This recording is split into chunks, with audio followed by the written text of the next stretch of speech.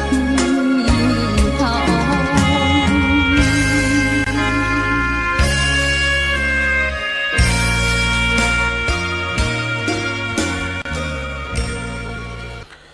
ขอนอบน้อมต่อพระรัตนตรัย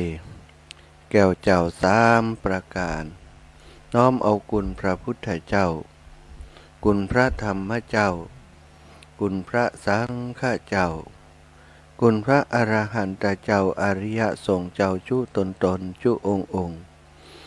ได้เมตตาแผ่ปารมีมาเป็นนวโลกุตรธรรมปกเกล้าเกษาปกโหมรักษาครูบาอาจารย์พระมหาเถระพระเถรานุเถระเพื่อนสหธรรมิกสหพรหมจารีทุกรูปทุกองค์ปกโหมรักษาศรัทธาสาธุชนคนดีตั้งหลายติดตามรับฟังรายการเสียงธรรมแสงอรุณเสียงธรรมจากวัดบรรพตสถิตเจ้าวันที่22นะเจ้าวันที่23เจ้าวันจันทร์ที่23เดือนกันยา2567ศรัทธาญาติโยมค่ำคืนที่ผ่านมาที่จังหวัดลำปางมีฝนตกหนักหลายพื้นที่แม้กระทั่งที่อาตมาภาพจำวัดหรือว่าพำนักอยู่นั้นที่วัดบรรพตสถิตก็มีฝนตกฝนส่งตลอดคืนนะเดี๋ยวก็ตกเดี๋ยวก็หยุดเดี๋ยวก็หยุดเดี๋ยวก็ตกตกนักตกหน่อยนะเดี๋ยวก็ตกหน่อยเดี๋ยวก็ตกนักอยู่สลับกันอยู่อย่างนี้ก็เป็นสิ่งที่น่ากังวลน่าเป็นห่วงนะก็สะดุ้งตื่นมาตีหนึ่งไปได้เข้าไปดูการถ่ายทอดสดของลูกบ่าวน้องนัทสถาพรสุตาคำซึ่งลงพื้นที่ไปดูผู้ประสบภัยน้ำท่วมซึ่งเกิดน้ำป่าไหลหลากน้ำท่วมเข้าในพื้นที่ตำบลเวียงตาลอำเภอห้างชัดจังหวัดลำปางหลาย 2-3 หมู่บ้านบ้านเวียงตาลแล้วก็บ้านปงเรียนเนาะบ้านห้วยเรียนก็เลยได้เข้าไปดูก็หันว่าสถานการณ์นักหนาเนาะตอนนี้พอดีน้องนัดเป็นอยู่ในสถานที่หรือว่าอยู่ในจุดที่เกิดน้ำท่วมฉับพลันน้ำป่าไหลหลากที่บ้านห้วยเรียนเดี๋ยวจะเช็คดูว่าสถานการณ์ตั้งพุ่นเป็นอย่างไรพ่องเนอะน่าเป็นห่วงมากนะรู้สึกว่าจะมีคนเสียชีวิตแล้วก็น้ำท่วมปริมาณสูงตอนนี้การระบบไฟฟ้าถูกตัดขาดที่บ้านเวียงตาลแล้วก็บ้านห้วยเรียนนี่ยังมีกระแสไฟฟ้ายังสามารถสื่อสารกันได้อยู่ก็ขออนุญาตสื่อสารติดต่อกับลูกบ่าวเพื่อฟังความคืบหน้าของการช่วยเหลือผู้ประสบภัยก่อนเนอะฟังด้วยกันเนาะสถา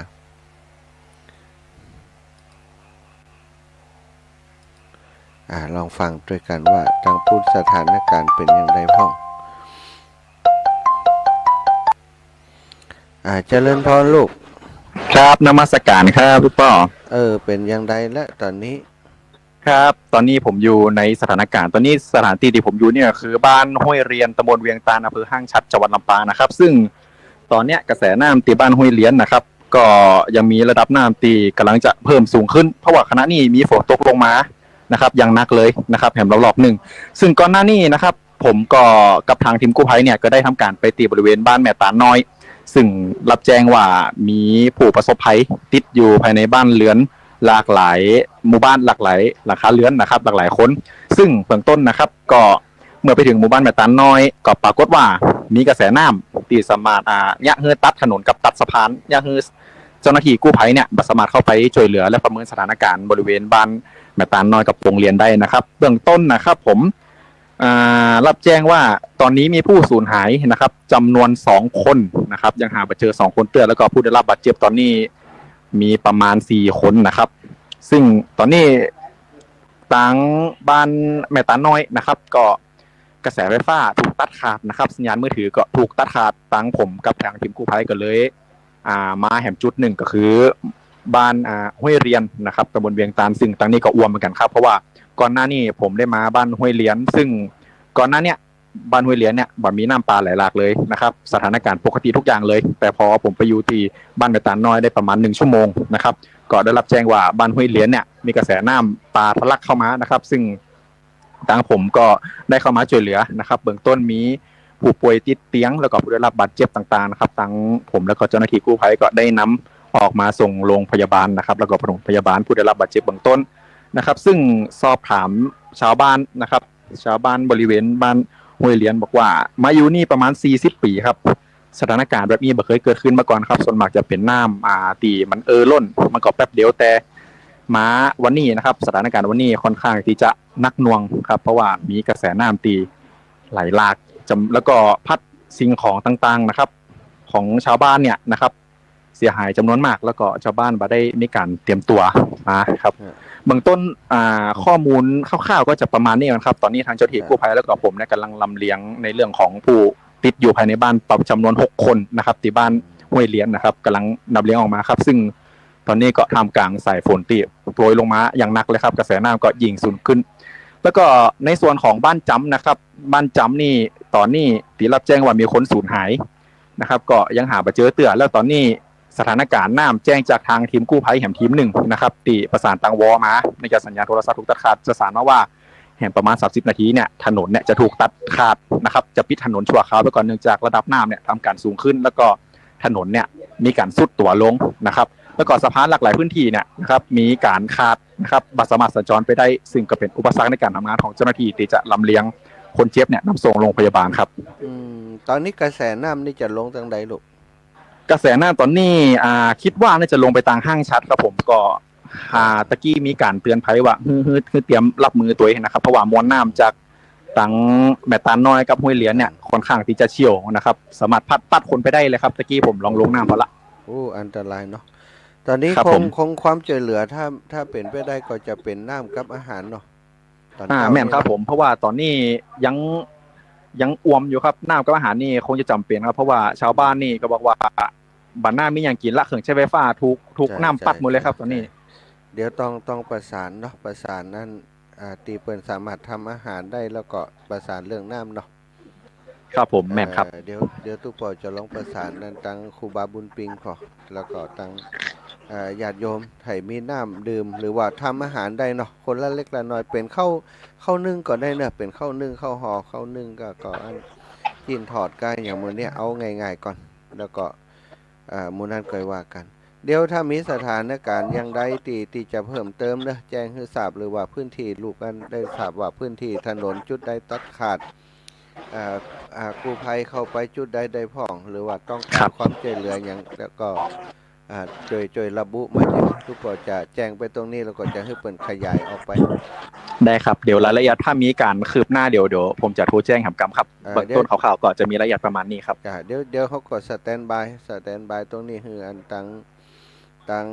ทีมกู้ภัยได้สื่อสารออกมาเนาะลูกเนาะครับผมได้ครับตอนนี้ทางทีมกู้ภัยก็กำลังจะลำเลียงคนเจ็บออกจากที่เกิดเหตุครับจำนวน3 คนครับตีส่วนมากก็จะเป็นข้อเท้าพิษรูปแขนพิษรูปเนื่องจากโดนกระแสน้ำคนเท่าครับโดนกระแสน้ำปัดอินดูแต่ครับตอนนี้กู้ภัยลงหลายทีมแล้วก็กู้ภัยห้างชัดกู้ภัยตั้งตอนนี้กู้ภัยตีลงจะมีกู้ภัยลำปางกู้ภัยสว่างกู้ก่อกู้ภัยห้างชัดแล้วก็เจ้าหน้าที่โรงพยาบาลกู้ภัยห้างชัดครับแล้วก็หลักหลายหน่วยงานครับกำลังเข้ามาเบื้องต้นก็สับก็จะมีประมาณนี้ครับเดี๋ยวจะมีตั้งทีมเชียงใหม่ครับเข้ามาเสริมช่วยครับดีละจ้ะสาธุถ้าลูกมีอย่างเพิ่มเติมโทรไลน์เข้ามาหาปอได้เลยนะหรือว่าได้เลยครับผมตั้งเฟซกันได้สาธุลูกได้เลยครับผมเจริญสุขเจริญธรรมตอนนี้เป็นสถานการณ์นะสถานเรียวไทม์สถานการณ์ในขณะนี้ที่ตำบลเวียงตาลอำเภอห้างชัดจังหวัดลำปาง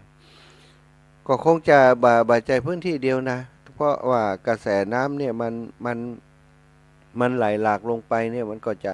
ไปแหมหลายหมู่บ้านที่อยู่ตั้งหลุมเนอะถ้าสมมติว่าตอนนี้น้ำยังบ่ถึงเตื้อแล้วก็ฟังสถานีวิทยุอยู่ หรือว่าสถาญาติโยมที่ฟังอยู่ก็ลองโทรเช็คญาติพี่น้องที่เปิ้นอยู่ตั้งหลุมลงมาจากบ้านปงเรียนเนาะบ้านเวียงตาลสายน้ำแม่ตาลนี่นะฮือโทรเช็คกันแล้วโทรบอกกันจริงก็ใครอยากใกล้บ้านเฮานี่เนาะที่ลำปางพี่น้องต่างห่างชัดเนอะพี่น้องต่างห่างชัดพี่น้องตีอยู่พื้นที่ใกล้ๆใกล้ๆที่บ่มีผลกระทบกำเตือนนะถ้าอย่างใดก็สามารถลงพื้นที่ไปดูแลพี่น้องหมู่เฮาที่ประสบปัญหาอยู่ในขณะนี้ภายตื่นเจ้ามาแล้วนึ่งข้าวเพิ่มสักหน่อยก็ได้เนอะนึ่งข้าวเพิ่มสักหน่อยแล้วก็มีจิ้นทอดข้ามีอย่างที่สามารถแบ่งปันกันได้หรือว่าไปกาดตันเนาะซื้อกับข้าวกับปลามาทำก็ไปช่วยเหลือผู้ประสบภัยในช่วงเจ้าของวันนี้ไปที่คงจะเข้าไปที่อำเภอก่อนเนาะอำเภอหางชาติว่าการอำเภอตั้งกู้ภัยของอำเภอหางชัดก็จะกระจายหรือว่าจะลงพื้นที่ใดเขาลงพื้นที่เองกว่าว่าจะลงพื้นที่ยากอยู่เหมือนกันเนาะตอนนี้ถนนสะพานถนนบางจุดเนี่ยถูกตัดขาดไปแล้วนะกู้ภัยนี้ปัญหานักเลยเพราะว่า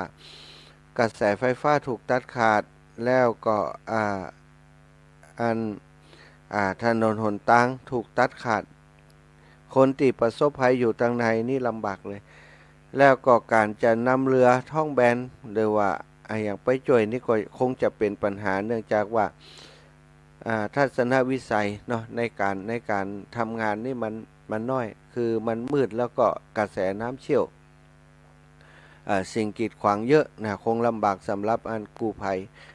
ภัยนี้ต้องระมัดระวังเหมือนกันเนาะสถาบันใจว่าหันเปิ้นน้ำท่วมก็ลงไปลุ่มลำต้องดูทางน้ำดูทิศทางหนีทีไล่บางครั้งอุปกรณ์ที่นำลงไปเป็นรถเป็นอย่างต่างๆก็ไปติดตัวเปิ่นเหี่ยมันก็ทำงานบ่ได้นะอันนี้คือสถานการณ์ที่เกิดขึ้นที่ลำปางช่วงนี้คิดว่าลำปางต้องเตรียมตัวกันทุกพื้นที่เนาะตั้งสายใต้ไปสายใต้ตั้งอำเภอเถินอำเภอซบปราบอำเภอแม่พริกอำเภอเสริมงามนี่ก็เป็นพื้นที่ที่ฝนตกตลอดคืนนะทั้งคืนนี้สถาญาติโยมอยู่ตังใดเนะโทรลองในพื้นที่ประสบภัยถ้าสมมติยังสื่อสารได้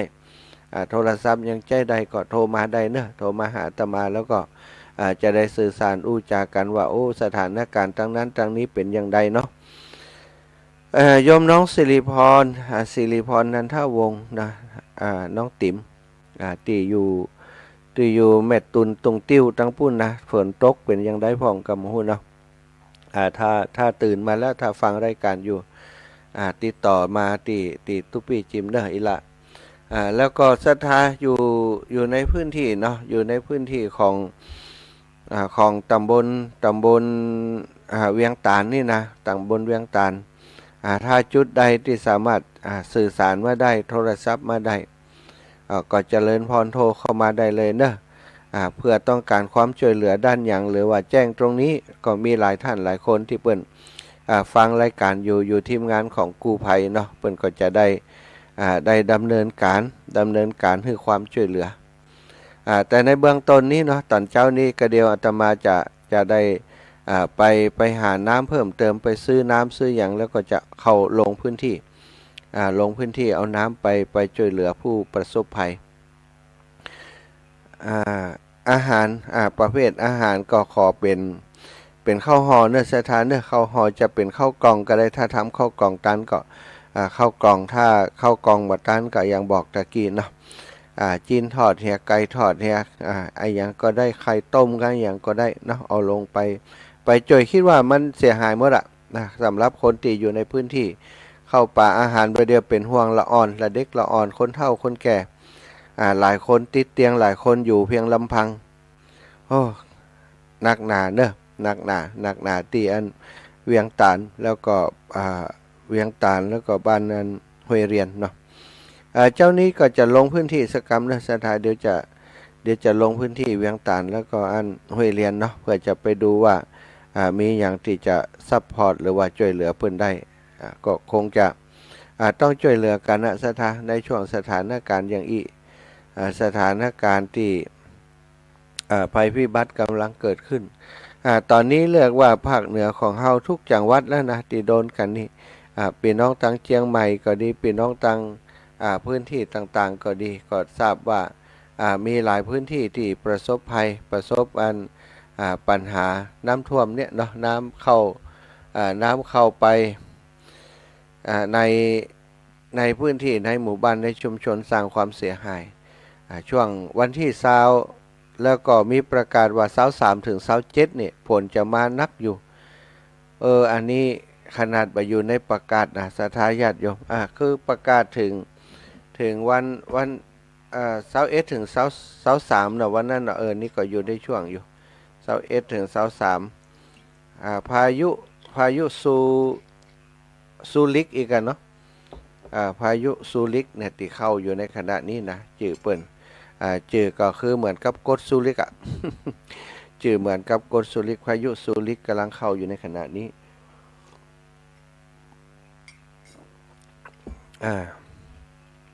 ช่วงก่อนก็ได้ไปช่วยในพื้นที่ของแม่สายเนาะสถานแม่สายก็น่าเป็นห่วงในวันที่23ถึง27เปิ้นก็เฝ้าระวังกันอยู่กลัวว่าน้ำจะเข้าในช่วงนี้ในช่วงของ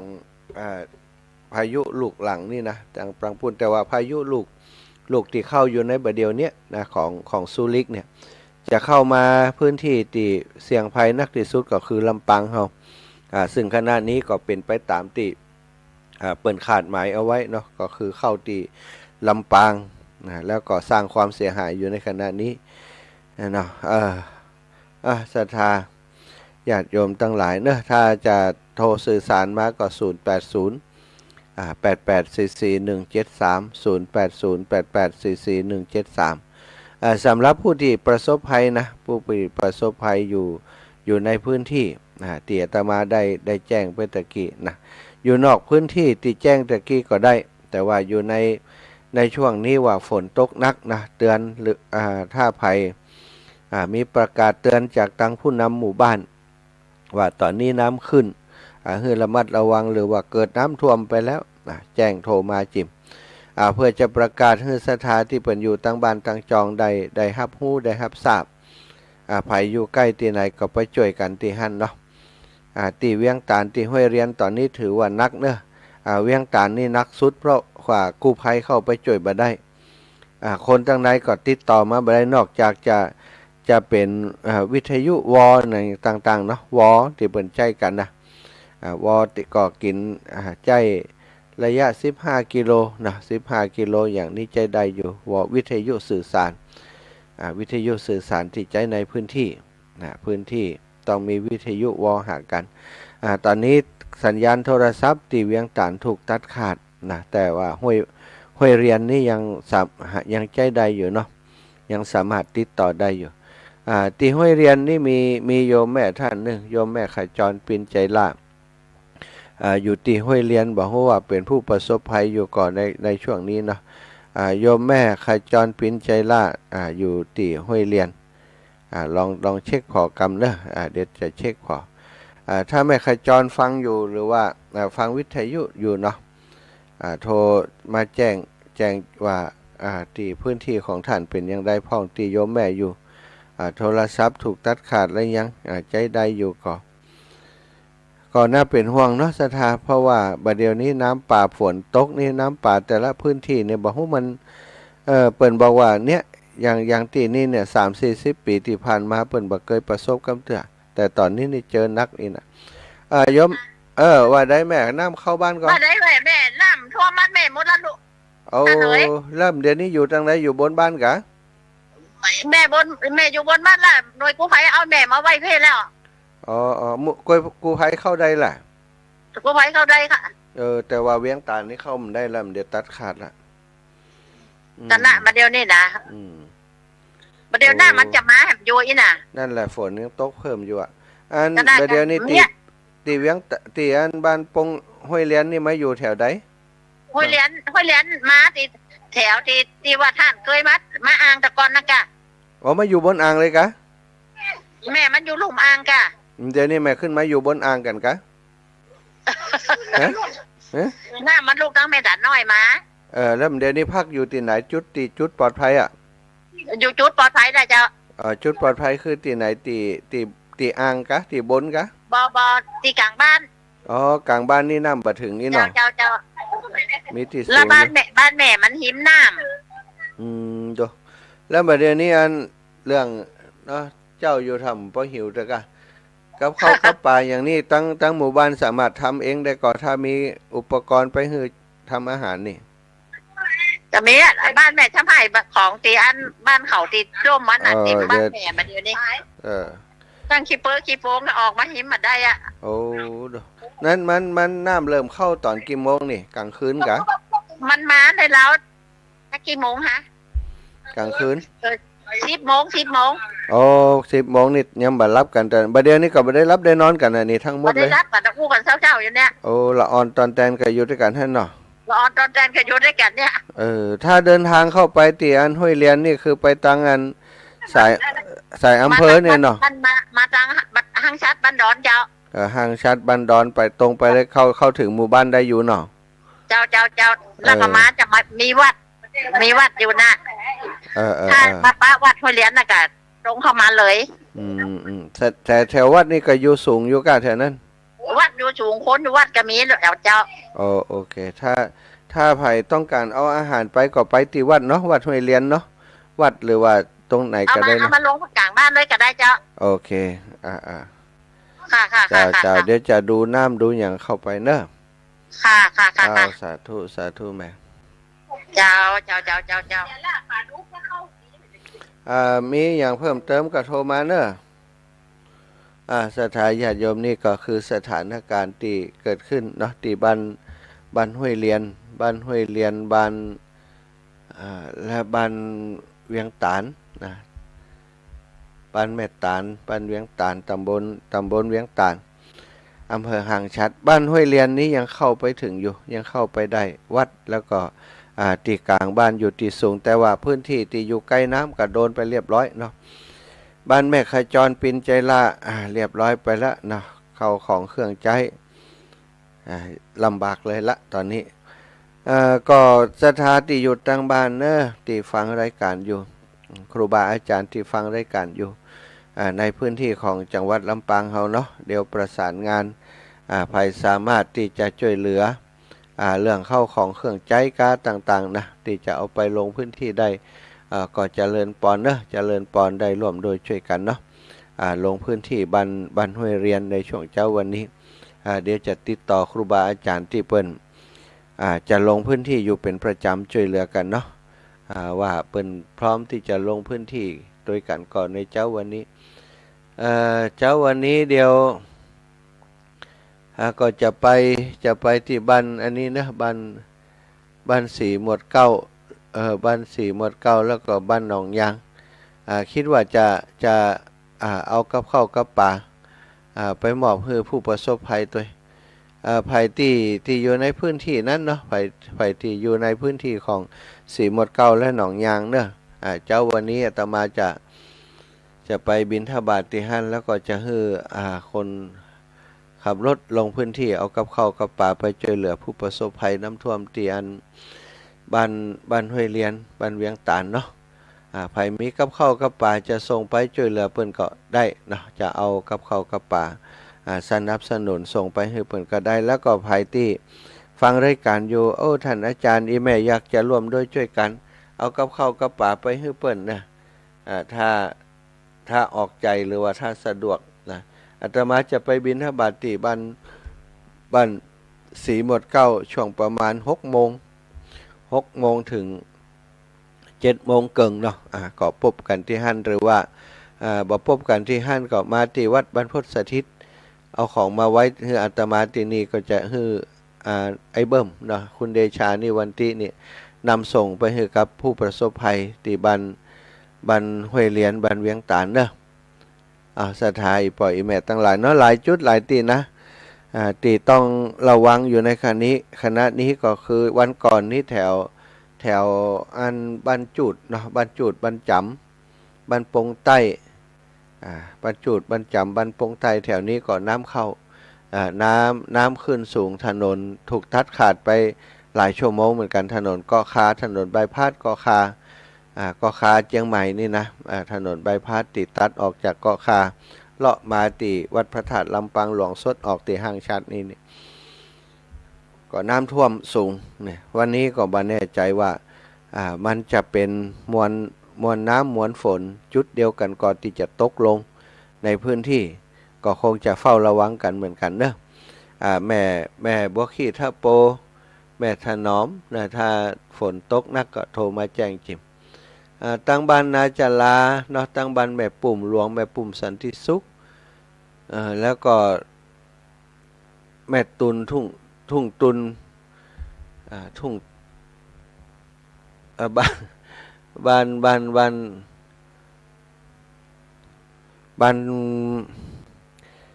แม่ตุนกะทุ่งตุนกะอย่างพวกนี้นะบ้านของโยมน้องสิริพรแถวนั้น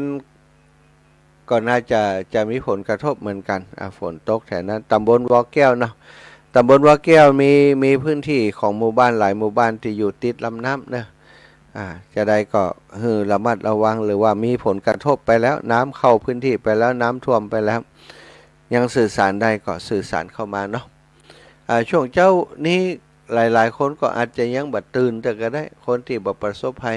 แต่อันนี้เปิ่นเจอประสบภัยตั้งแต่เวลา4 ทุ่มมาแล้วก็เลยบัดได้รับบัดได้นอนกันเนาะก็ถือว่าน้ำมันมาตั้งแต่ตอนกลางคืนทำให้เปิ่นเตรียมตัวกันได้ตันได้ประกาศได้อย่างกันถ้ามาตอนเจ้ามืดแล้วก็มาทีเดียวนี่ก็คงจะจะลำบากอยู่กู้ภัยหลายหน่วยงานก็อยู่ในพื้นที่เหมือนกันเนอะตอนนี้ที่อำเภอเวียงตาลตำบลเวียงตาลอำเภอหางชัดส่วนของหมู่เฮาตั้งหลายที่อยู่ทางบ้านเนาะก็เป็นห่วงพี่น้องที่ประสบภัยอยู่ทางปุ้นก็เอาความช่วยเหลือไปช่วยอาจจะเป็นอาหารยังก็ได้น้ำดื่มก็ขวดบัดต้องป้อใหญ่ต่อใดเนอะขวดขนาดสักแก้ว2 แก้วเนี่ยถ้าขวดใหญ่เกินไปบางเทื่อกินบะมดบะเสี่ยงเสียได้นะเนาะขวดใหญ่นั้นสำหรับประกอบอาหารก็อย่างก็โอเคอยู่เอาขวดประมาณพอดีเนาะวันนี้เดี๋ยวจะได้ก็จะให้คุณโยมมันเดชานิวันติเอาน้ำลงไปสัก40-50 แพ็คตอนนี้น้ำติดสต๊อกไว้อยู่นี่ก็หมดแล้วเนอะสถาเปิ่นให้หอมมาวันก่อนอาตมาเอาลงพื้นที่ไปที่จังหวัดเชียงรายหมดละนะเดี๋ยวก็ต้องไปซื้อน้ำลงพื้นที่ไปที่ห้วยเรียนแล้วก็บ้านเวียงตาลเจ้าวันนี้พอกับข้าวกับป่าไปหือเพื่อนตัวเดือดร้อนกันเกือบจะทุกจังหวัดแล้วเนาะเริ่มจากจังหวัดเชียงรายไปเมืองแปะไปเมืองน่านปิกมาเชียงรายโดน3 รอบเนาะแล้วก็มาเชียงใหม่ตั้งหัวเมือง สุดเขตเชียงใหม่ไปตั้งแม่อายเนาะแม่อายฝั่งชัยประการโดนก่อนเปิ้นตะคืนนี้ก็ได้ทราบข่าวจากโยมแม่หลายท่านเนาะที่ตั้งเมืองฝางบอกว่าฝนก็ตกติ๊กๆเหมือนกันนะอันนี้ก็ยังไม่แน่ใจแล้วก็ที่เวียงปะเป้าตะคืนนี้ก็ฝนตกนะแล้วก็เฝ้าระวังอยู่เวียงปะเป้ามีไฟฟังอยู่พ่องเวียงปะเป้านี่น้ำแม่ลาวขึ้นแล้วยังน้ำแม่ลาวที่เวียงปะเป้าขึ้นแล้วยังน้ำแม่ลาวนี่ถ้าฝนตกทางฝั่งดอยสะเก็ดแล้วก็ฝั่งลำปางนักในส่วนใหญ่ก็จะเหมือนกันนะน้ำก็จะนักเหมือนกันบ่แน่ใจว่าน้ำแม่ลาวจะขึ้นก่อนน้ำแม่ลาวนี่ก็เกือบทุกปีเหมือนกันนะติดท่วมทะลักเข้าไปในพื้นที่ของอำเภอเวียงปะเป้าโดยเฉพาะบ้านลายข้ามบ้านลายข้ามแถวลุ่มพระธาตุจอมพอของหลวงปู่พระครูปฏิภาณธรรมทินนี่น้ำเข้าอยู่เกือบทุกปีเหมือนกันนะแถวนั้นนะ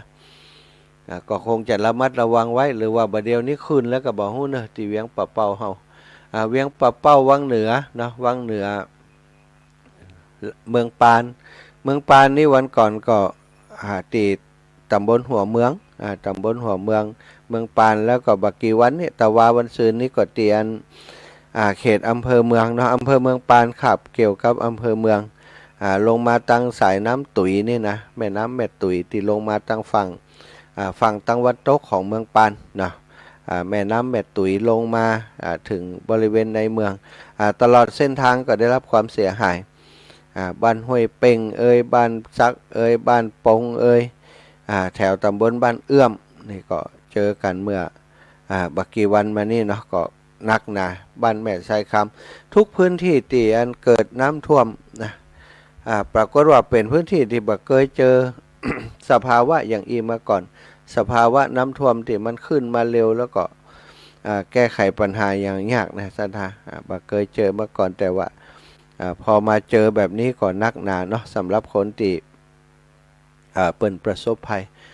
ตอนนี้จะมาเปิดสายแล้วเนอะเปิดสายใครจะโทรเข้ามาตั้งบ้านตั้งจองที่อยู่ต่างจังหวัดจะโทรมาเพื่อกำลังใจพี่น้องต่างลำปางก็เจริญพรได้เลยต่างเชียงรายต่างเมืองแปะเมืองน่านเนาะเมืองแปะเมืองน่านสถานการณ์เป็นอย่างไรพ่องก็โทรมาได้เนอะโยมป่อเขาต่างหลายโยมป่อน้อยสมเพชรป่อนานอันป่อนานอันนั้นหลายท่านเนาะที่อยู่ต่างเมืองน่านเมืองแปะเมืองน่านตั้งพะเยาตอนนี้ไปถึงก็พะเยาจังหวัดตั้งเวียงปะเป้าตอนเจ้านี่ยังบ่รับสัญญาณแต่กะเนาะตั้งเชียงใหม่ตั้งลำปางตั้งเมืองน่านแล้วก็ตั้งเมืองปานเนอะเมืองปานสถานการณ์เป็นอย่างไรลองเช็คมาพอสถานการณ์ตั้งเมืองปานโยมแม่สายพินอยู่ในสายกอโยมแม่สายพินเอาตั้งงานลำปูนบ้านห้องลำปูนเจ้ากัดไว้สาเนอะท่านธรรมาเจ้าโอ้ฝนตกเจ้าแม่3-4 คืนมาเนี่ยเจ้าแม่พ่อระวังอยู่เหมือนกันนั่นนะมะลิมันมานองแตะเตื้อเจ้าที่มันเคยท่วมแต่ก่อนนั้นนะบ้านแม่จุกแก้วมันก็ท่วมเนาะค่อยระวังเนี่ยขอไม่ไปมาท่วมเนอะเจ้าแม่พอดูท่านพระมหาโอ้ยขนสั่งพระจ้อยเจ้ายังไงพ่อหนาโอ้ยแม่สายเนาะ2-3ปล่อยกำ4-7-8ลำโลโอ้ยเป็นดีสงสารเอ็นดูประเด็นนี้ที่ลำปางค่ะเป็นดีเอ็นดูโอ้ยน้ำผินนี่ผินนึ่งเนาะท่านเจ้าพระมหาเจ้าสาธุแม่เดี๋ยวไปเมืองฝางกันเด้อสาธุเด้อเจ้าเด้อปอน้อยบุญปันมโนครอีป่ออันตั้งเมืองฝางเป็นยังไงพ่องปอน้อยบุญปันมโนครตะกี้มันติดสายแม่สุแก้วเนาะตั้งเมืองฝางก็น่าจะฝนเป็นได้ป่อเปิดโทรเข้าปอโทรมาให้ไม่เนอะปอน้อยบุญปันมโนครแม่วิอินปอน้อยบุญปันมโนครโอ้ยายพรบ่ท่วมก้ายายพรเดียวก่อนยายพรท่วมนี่นะยายพรนี่ปลอดภัยอยู่แล้วล่ะเจริญพรแม่วิอินฝนตกนักก็มาอยู่ตั้งเสมอไม่การน้ำมาท่วมน้ำท่วมปลอดภัยไปตั้งเสมอก็ไปลาวรู้แต่ว่าดีแล้วช่วยกันไปเนอะลาวก็เป็นน้ำท่วมนะเจ้าดีแล้วตั้งปุ่นเปิ่นไปลาวกันดีแล้วเนาะช่วยกันเป็นน้องเปื่อนบ้านเฮาเจริญปอนี่ปอปุ่นเหรอกลับไว้สาข้าวท่านมหาเมื่อฝางนี่ยังบ่ตกตอนที่อันบ้านพ่อน้อยนี่ยังบ่ไปยังเพื่อสบายอยู่แต่ไผแม่ก็ตื่นแล้วกะครับตื่นแล้วครับคราวที่แล้วนี่ป่าไปเอาจังหายพุ่นหมดแล้วนั่นน่ะ3 บ่อ 6ไข่บ่สีมีสักตัวแล้วกะของอีป้อนะครับผมปัดท่อไปมันไปเอวจังหายกันไปตัวน้ำกกกะมันไปช่วยทางฝั่งเขาแล้วเนี่ยก็3ไข่บ่สีบ่อป่า3บ่อไปหมดดูตายละเสียหายนักนะ6ไข่บ่สีนะ เออ ขอเป็นกำลังใจให้พี่น้องชาวลำปางด้วยนะครับ ขอบคุณโอ้อีปอ ไม่ใส่พินสายแล้วจะโทรไปหาไม่ใส่พินไปย้ายบุ้งเนอ นั่นล่ะแม่สายพินใช่ได้ก็โทรมาเนอะแม่สายพิน ครับผมกลับไปหาท่านหมาครับเป็นกำลังใจผู้คนเนอชาวลำปางนะ สาธุป่อสาธุ ครับผมกลับไปหาครับผม ตุป่อยายพรท่วมก็เปิ่นกะฮะ กลับไปหาครับผม ยายพรท่วมก็ของตัว ตอนก็ ขอให้หลานอยู่บ้านทุ่ง ทุ่งหยัง ตอนนั้นมาทุ่งหันจะท่มมาท่มหมูนี่ อืม ไปสู้ไปทานเขาก็ได้ เดี๋ยวเขาโทรมาท่วมกำท่วมเอาไม่ยายพรท่วมเดือดร้อนอย่างยายพรนี่เจริญพร ไว้สักเจ้าตัวก็ ระวังนะฝนตกนะ ฝนหยุดตกแล้วบ่เป็นหยังเด้อ ดีฝนหยุดตกแล้วก็ดีแล้ว ช่วยตั้งลำปางเลยเด้อ ดีแล้วแม่ เจ้า ลำปางกำลังนักเข้าลำปางเห็นละนะ เอ็นดูกันเนาะ นั่นขอบคุณ ขอบคุณมากกว่านี้เนอะ เจ้าแม่ขอเป็นอย่างอันเนาะบ่ต้องรุนแรงอย่างนักนะอินดูพี่น้องเจ้าบ้านเพิ่นเดี๋ยวจะซ่ออาหารอย่างต่างๆลงพื้นที่เจริญพร เจ้าที่เอาไปตานเตนมานี่เหลือสักกี่แล้วนะ มาเหลือสักทีนี่น้ำเข้ากันแม่ ฮะ ตานเตียนตี ที่ เนาะ เอาไปตานเตนในศาลน่ะน้องชายน้องเคยนี่ก็โทรหมดแล้วเนาะ นั่นใจอันนครพนมนี่วันก่อนโทรไปหาคุณครูเปิ่นก็ว่าอันสถานการณ์ตั้งแต่นั่นยังดีอยู่อีนะแต่ไม่แน่ใจว่าวันนี้เป็นได้พ่อง ที่พญานาคนั่นก็ขึ้นมาถึงบนนั่นแล้วเนาะตีหลุมมันไปเลยแล้วก็ ใจตั้งอีสานก่อนนักแม่น้ำโขงมันหนุนน่ะแล้วน้ำมันมีติระบายลงไปไหนแม่กูแต่มันระบายลง น้ำโขงนั่นน่ะกะที่ออกมาโทมหมู่น้องคายหมู่นั่นน่ะ ใช่มันมาจากน้ำพื้นที่รับน้ำมันกว้างเนาะมาจากพม่ามาจากลาวมาจากจีนเนี่ย ก็นั่นน่ะมันหลายประเทศมันไหลมาลงหอมกันนี่หมดนี่ ไทยเขาก็ลงหอมหั่นม้วนน้ำเตียนเจ้าตีลูกอีตุกกันแม่สายไปก็ถึงปุ่นนะแม่มเดียวนี่ถึงทางจะเดือดร้อนเสียหายเป็นหมื่นล้านแสนล้านมันก็ ปีนี้นักหนานะประเทศไทยเขานี่ สาหัสเลยที่กำลังใจช่วยเป็นเอาเนาะ จ้าแม่เดี๋ยวก่อนตอนเจ้านี่เสาะกับเขากับป่าไปส่งเพิ่นก่อน เราไปส่งผมได้กินแต่ นะเพิ่นมาโทรเพิ่นอย่าเอากับเขากับป่าในมาเดี๋ยวฝากศรัทธาญาติโยมเนี่ยนึ่งข้าวเพียกันจิมเนาะ เอาบุญไปก่อน สาธุแม่ เจ้าชัดเจนดีเจ้า แม่จันเรือนใสสันปะตองเวียงท่าการเจริญพรอีป้อป้อนันประเสริฐน้าน้อย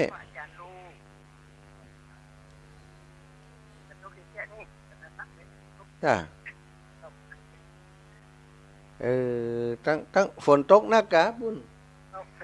นั่นแหละตกนะครับมันตั้งแต่3 โมงมาครับ แล้วก็น้ำขึ้นกันนี่บ้านนี่ป่อ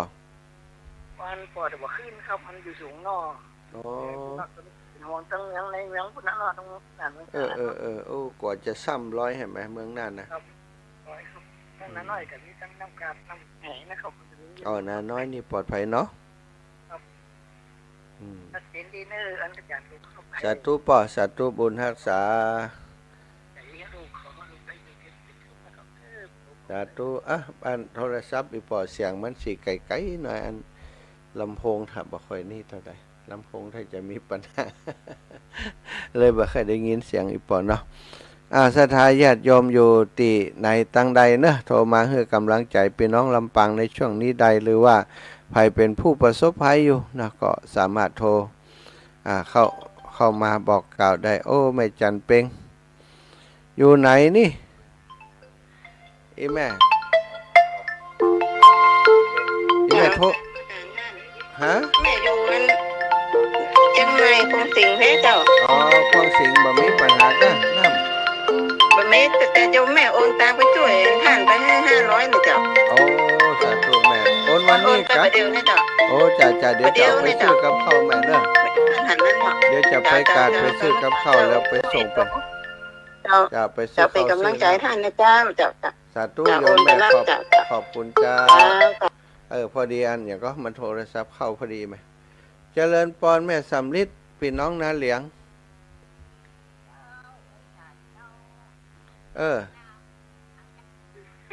เป็นได้พ่องนาเหลียงอ่ะ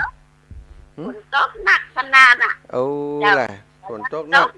บ้านอีแม่บ่อยู่ใกล้น้ำก้า บ่อยู่นักใกล้น้ำเจ้าอยู่ไกล ไก่ใจไว้อันก็เป็นหยังเนาะ เจ้า ตั้งรักษาเนี่ยท่วมจ้ะ โอ้บัดเดียวเนี่ยกำลังระวุ่นระวายกันในเตียนอำเภอห้างชัดนี่แม่ มันวัดอาจารย์ว่าท่วมก็ โอ้นี่สบายมากอยู่สูงแล้วมันมีน้ำผ่านด้วยมีน้ำผ่านมาทางนี้ด้วย ตั้งห่างซักคุณเนาะ ใจห้างชัดก็คาเสริมงาม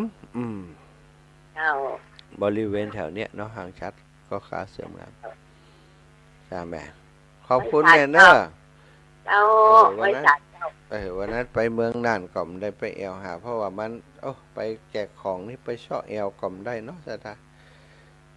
นี่พี่น้องต่างเมืองน่านโทรมากำลังใจพี่น้องเมืองปานเหรอปัดตื่นจ้ะแม่สายพินเขาน่ะตื่นแล้วก็เปิ่นถามหาแม่สายพินแต่เกี้ยปอน้อยบุญปั่นวโนครจะโทรไปหาแม่สายพินคำก่อนนั้น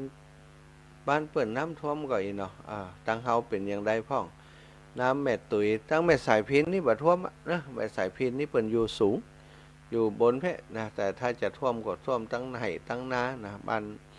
น้ำแม่ตุ๋ยตีตั้งหลุมบ้านเพิ่นแ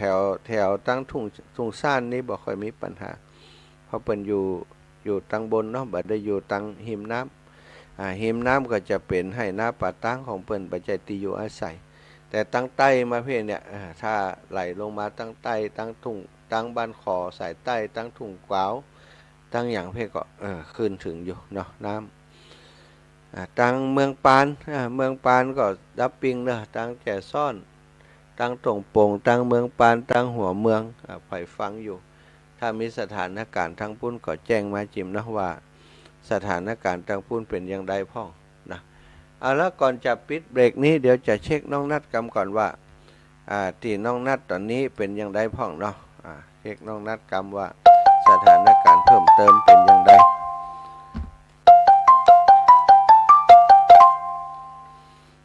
ถ้าจะพาผู้ประสบภัยไปส่งอย่างไรอยู่ตอนนี้ในพื้นที่ก็วุ่นวายอยู่นะแต่ถ้าน้องนัดคงจะบ่ว่างก็เป็นอย่างไม่ว่างคงจะดูแลผู้ประสบภัยอยู่ดูแลผู้ประสบภัยในพื้นที่อยู่น้องนัดสถาพรสุตาคำปีนี้นักนะ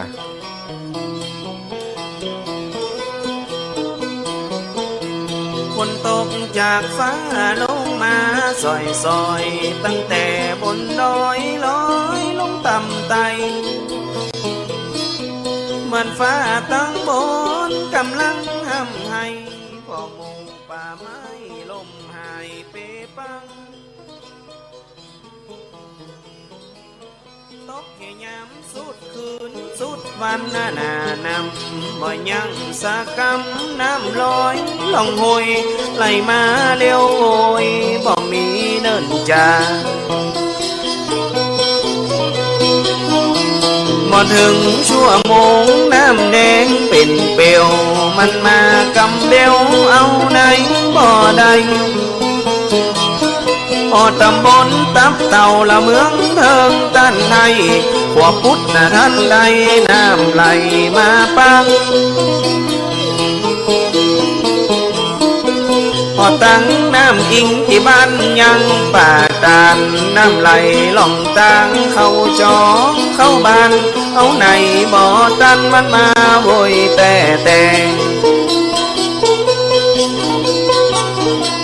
เขตอำเภอเทิงก็น้ำเติมถนนกระแสไหลว่องเต็มบ้านน้ำอิงน้ำเหงาน้ำเล่าไหลลำล้นออกฝั่งน้ำเต็มกลางขวงลาดว่าตึงรถนะตึงคนโจมที่จากกันเพราะเอาอย่าง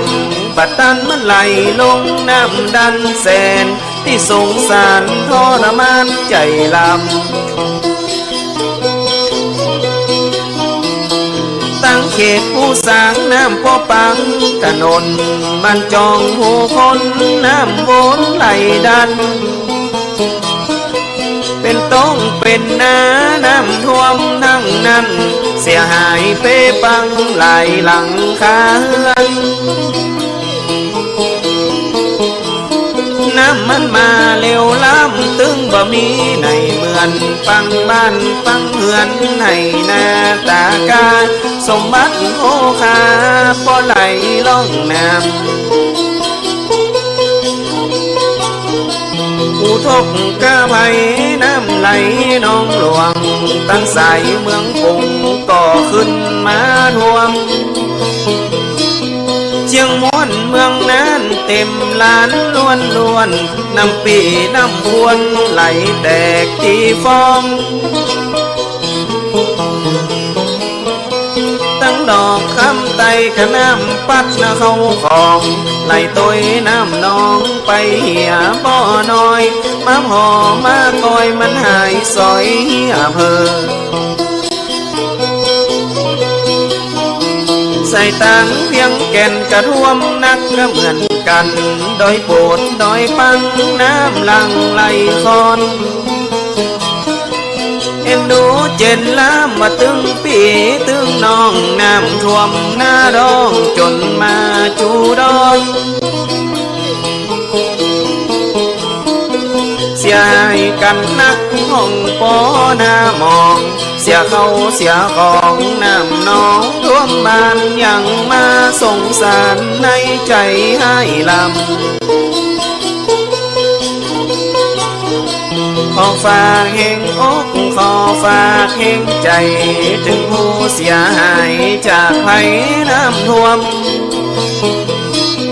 หลายตีหลายตังตึงเมืองนั่นเจียงมวนเมืองปงขุนควรผู้สร้างเคียงคำ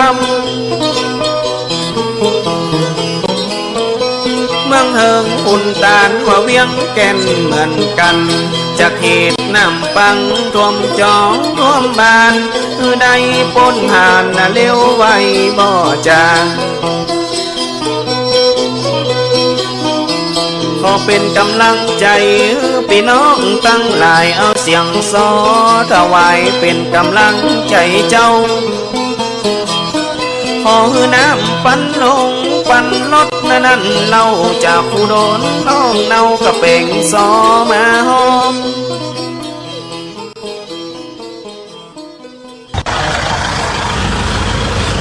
สวัสดีทุกท่านนะครับตอนนี้อยู่ในที่เกิดเหตุนะครับบริเวณบ้านแม่ตาลน้อยซึ่งตอนเนี้ยข้างในบริเวณบ้านปงเรียนหลวมมากนะครับแต่ตอนนี้ทางเจ้าหน้าที่กู้ภัยไม่สามารถเข้าไปได้นะครับเนื่องจากว่าถนนเนี่ยมีกระแสน้ำที่ไหลเชี่ยวนะครับเจ้าหน้าที่กู้ภัยเทศบาลตำบลเวียงตาลไม่สามารถเข้าไปที่เกิดเหตุบ้านปงเรียนได้นะครับเบื้องต้นรับแจ้งมีคนสูญหายนะครับรับแจ้งมีคนสูญหายแล้วก็น้ำสูงมากนะครับน้ำป่าไหลหลากซึ่งวันนี้แอดมินกับทางเจ้าหน้าที่กู้ชีพเวียงตาลนะครับมาอยู่กันบริเวณที่บ้านแม่ตาลน้อยนะครับขณะนี้ก็มีฝนตกลงมาตลอดนะครับซึ่งหลังจากนี้รถไม่สามารถเข้าไปได้นะครับซึ่งมีกระแสน้ำไหลเชี่ยวมากแล้วก็สูงมากนะครับแล้วก็มีต้นไม้ล้มขวางถนนตอนนี้ซึ่งด้านในเนี่ยรับแจ้งนะครับว่ามีผู้ป่วยติดเตียงนะครับแล้วก็มีคนสูญหายด้วยนะครับบ้านปงเรียนแต่ตอนนี้เจ้าหน้าที่ไม่สามารถเข้าไปดำเนินการได้นะครับตอนนี้ไม่สามารถเข้าได้ซึ่งบริเวณทาง2ทางเนี่ยนะครับซึ่งอีกทางหนึ่งแอดมินก็ไปเมื่อกี้ซึ่งก็ถูกต้นไม้โค้งขวางถนนนะครับก็ไม่สามารถหามาได้ก็เลยวกมาที่บริเวณเข้าทางศูนย์อนุรักษ์ช้างไทยพอเข้ามาศูนย์อนุรักษ์ช้างไทยปุ๊บมาถึงบริเวณบ้านแม่ตาลน้อยก็เป็นที่สามารถอยู่ได้ถึง จุดนี้นะครับพร้อมกับทางเจ้าที่กู้ภัยนะครับเพราะว่ากระแสน้ำไหลเชี่ยวมากนะครับแล้วไม่สามารถเข้าไปบริเวณบ้านโปงเรียนได้ซึ่งมีผู้ป่วยติดเตียงแล้วก็มีผู้สูญหายใต้น้ำนะครับตอนนี้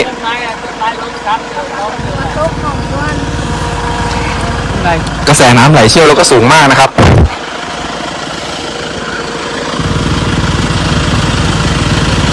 พี่นายมันเข้าได้2 ตังอย่างปีศูนย์จ้างครับไอ้ปุ่นมันหายไม่ได้แล้วเนาะไอ้อย่างก็กระตะเกียบหน่อยเดียวข้ามมาอยู่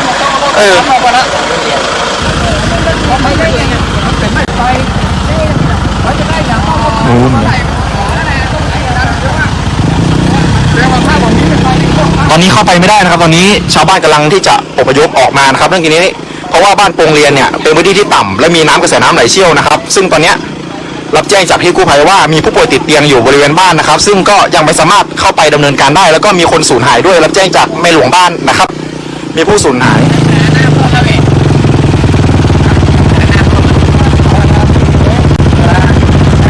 ตอนนี้เจ้าหน้าที่ไม่สามารถเข้าไปได้สักคนนะครับตอนนี้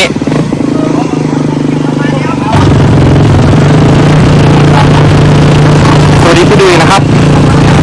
เดี๋ยวถ้าเจ้าหน้าที่เข้าไปได้เดี๋ยวจะเข้าไปพร้อมกับเจ้าหน้าที่กู้ภัยนะครับ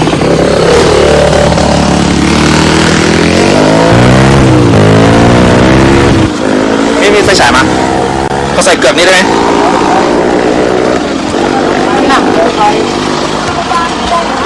ท่วมบ้านครับครึ่งหลังครับ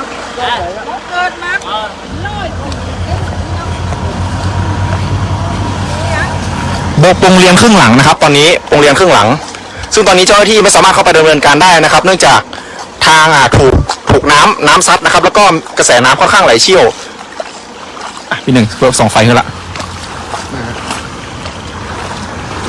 นี่บ้านไหนวะบ้านแม่ตาน้อยตำบลเวียงตาลอำเภอห้างฉัตรจังหวัดลำปางโอ้ยมันมืดไปหน่อยเนาะกระแสน้ำไหลเชี่ยวนะครับเข้าไปไม่ได้เลยนะครับประมาณครึ่งหัวเขานะครับที่อยู่ตรงนี้บ้านนี้ก็คงจะลำบากน้ำเต็มไปหมดแล้วน้ำส่งไปทางร้านน้ำพวกมากเลยเห็นไหมรถเข้าไม่ได้เลยนะครับเข้าไม่ได้สักคันเลยนะครับรถเจ้าที่กู้ภัยตอนนี้ผู้ประสบภัยอยู่บริเวณบ้านโปงเรียนก็ไม่สามารถเข้าไปช่วยเหลือได้นะครับน้ำแรงมากเลยนะตัวนี้ขอบคุณครับเดี๋ยวรู้สึกว่าตอนนี้จะมีฝนตกลงมาอีกนะครับก็ภาวนาเขาอย่าให้ตกลงมาเพิ่มอีกนะครับเพราะว่าตอนนี้กระแสน้ำไหลเชี่ยวมากนะครับก็จะเป็นจุดนี้นะครับที่ไม่สามารถเข้าไปได้ด้านบนก็จะเป็นจุดที่สูงขึ้นแล้วนะครับแล้วก็ไปอีกทีก็คือบ้านโปงเรียนที่รับแจ้งว่ามีผู้สูญหายนะครับผู้สูญหายแล้วก็มีผู้ป่วยติดเตียงอยู่บริเวณบ้านนะครับซึ่งก็ยังดีนะครับที่ยังมีสัญญาณอยู่เนาะทางเจ้าหน้าที่ก็พยายามที่จะเร่งเข้าช่วยเหลือนะครับแต่เนื่องด้วยกระแสน้ำที่ไหลเชี่ยวก็ย่อมส่งผลอันตรายต่อทางเจ้าหน้าที่กู้ภัยนะครับตอนนี้ทางเจ้าหน้าที่กู้ภัยหลากหลายพื้นที่นะครับก็ได้รับการประสานนะครับว่าจะเป็นทางเจ้าหน้าที่ขอความช่วยเหลือจากทางเจ้าหน้าที่ตำรวจห้างฉัตรนะครับในการขอความช่วยเหลือนะครับอนุเคราะห์ความช่วยเหลือตอนนี้เข้าไม่ได้นะครับไอ้มินก็อยู่ได้ถึงแค่นี้นะครับเชี่ยวมากครับไปต่อไม่ได้เลยจำเชี่ยวมาก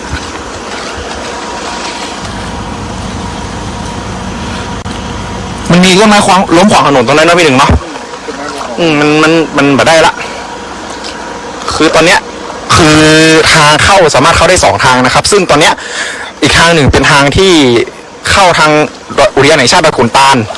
นะครับแต่ทางนั้นก็ไม่น่าจะรอดเหมือนกันครับเพราะว่าอีกทางหนึ่งคือทางที่อยู่ตรงนี้ก็คือบ้านโปงเรียนขออภัยครับคือบ้านแม่ตาลน้อยซึ่งโดนกระแสน้ำตัดหมดนะครับเข้าไปไม่ได้เลยแล้วก็มีต้นไม้ล้มขวางถนนมันเล่งแสงไปได้เนาะกู้ภัยลำปางมาก็ได้ตอนนี้เจ้าหน้าที่กู้ภัยไม่สามารถเข้าไปได้สักคนเลยครับตอนนี้อยู่ที่บ้านแม่ตาลน้อยนะครับกู้ภัยลำปางมาเลยก็ได้เพราะว่าคนขอความช่วยเหลือโทรมานักขนาดบ้านแม่ตาลน้อยตำบลเวียงตาลอำเภอห้างฉัตรเข้าทางศูนย์อนุรักษ์ช้างไทยเนอร์ห้ามเข้าทางบ้านห้วยเรียนนะถ้าเข้าบ้านห้วยเรียนปุ๊บเข้ามาได้เนอร์เพราะว่าต้นไม้ล้มอยู่เจ้าหน้าที่อยู่นี่กันหมดไปเข้ามาทางศูนย์อนุรักษ์ช้างไทยเนี่ยทางเข้านะครับแล้วก็เลี้ยวขวานะครับ3 แยกเลี้ยวขวาเปิดแมปมาก็ได้ครับแต่ แต่ระหว่างเข้ามาก็มีน้ำท่วมถนนนิดนึงทราบกู้ภัย21เข้ามาทางศูนย์อนุรักษ์ช้างไทยนะครับเข้ามาทางศูนย์อนุรักษ์ช้างไทยห้ามไปทางบ้านห้วยเลียนเนอร์ถ้าเข้าบ้านห้วยเลียนปุ๊บก็คือต้องกลับมาเหมือนเดิม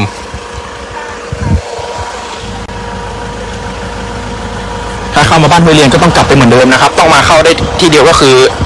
ศูนย์อนุรักษ์ช้างไทยนะครับเจ้าหน้าที่กู้ภัยก็เข้าไปช่วยเหลือตอนนี้รับแจ้งจากทางเจ้าหน้าที่กู้ชีพนะครับว่ามีผู้ป่วยติดเตียงอยู่บริเวณบ้านแล้วก็ในบ้านท่วมสูงประมาณครึ่งหลังนะครับเจ้าหน้าที่กู้ภัยบอกว่าท่วมสูงประมาณครึ่งหลังตอนนี้ไม่มีเจ้าหน้าที่ครับเจ้าหน้าที่อยู่แค่2 คนครับเจ้าหน้าที่กู้ภัยอยู่แค่2 คนเข้ามาได้เลยครับอันนี้คือจุดสุดท้ายที่สามารถเข้าไปได้เพราะว่าน้ำกระแสน้ำไหลเชี่ยวมากแล้วก็มีต้นไม้ล้มขวางถนนตอนนี้กำลังกู้ภัยเมืองตรังกำลังนำเจ้าหน้าที่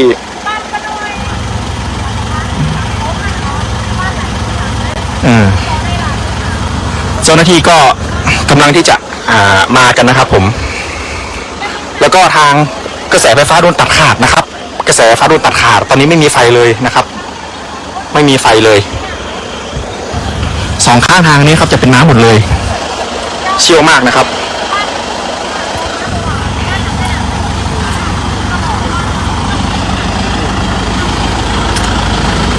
เข้าไม่ได้นะครับปีนี้30 ปีนะครับเขาบอกว่าชาวบ้านบอกว่า30 ปีกำลังมาเจอครั้งนี้นะครับใหญ่สุดอ่วมจริงครับเข้าไปไม่ได้เลยต้นไม้ล้มทับอยู่กระแสไฟฟ้าไม่มีนะครับตอนนี้กับไฟถูกตัดหมดเลยนะครับส่องสว่างถ้ากู้ภัยที่จะมานะครับก็นำส่องสว่างติดมาด้วยนะครับเข้ามาทางศูนย์อนุรักษ์ช้างไทยเท่านั้นนะครับทางอื่นเข้ามาได้เนอร์โดนปิดไปหมดเลยเข้ามาทางศูนย์อนุรักษ์ช้างไทยเท่านั้นนะครับน้ำเชี่ยวมากเลยนะครับผมเมื่อกี้แอดมินเดินเข้าไปได้นิดเดียวนะครับเพราะว่ามันเชี่ยวเกินต่ำเกินในจุดนี้สวัสดีพี่ดีมครับสายไตตะกี้บอกกู้ภัยลากเขาว่าให้เข้าตังจุดละจ้างไหนดีกว่าถ้าไปห้วยเรียนปุ่นเข้าไปได้เหมือนเดิมอะขอบคุณพี่ชมแดนนะครับกู้ภัยสว่างบอกว่าเอารถไป2แล้วครับใช่ครับตอนนี้ไฟฟ้าถูกตัดนะครับตัดขาดหมดเลยไม่มีกระแสไฟฟ้าใช้แล้วก็ด้านในนี่จะมีเสาสัญญาณก็คือเป็นเครื่องสำรองไฟของเสาโทรศัพท์เท่านั้นนะครับแต่ไฟฟ้ากระแสไฟฟ้านี่ไม่สามารถใช้งานได้นะครับ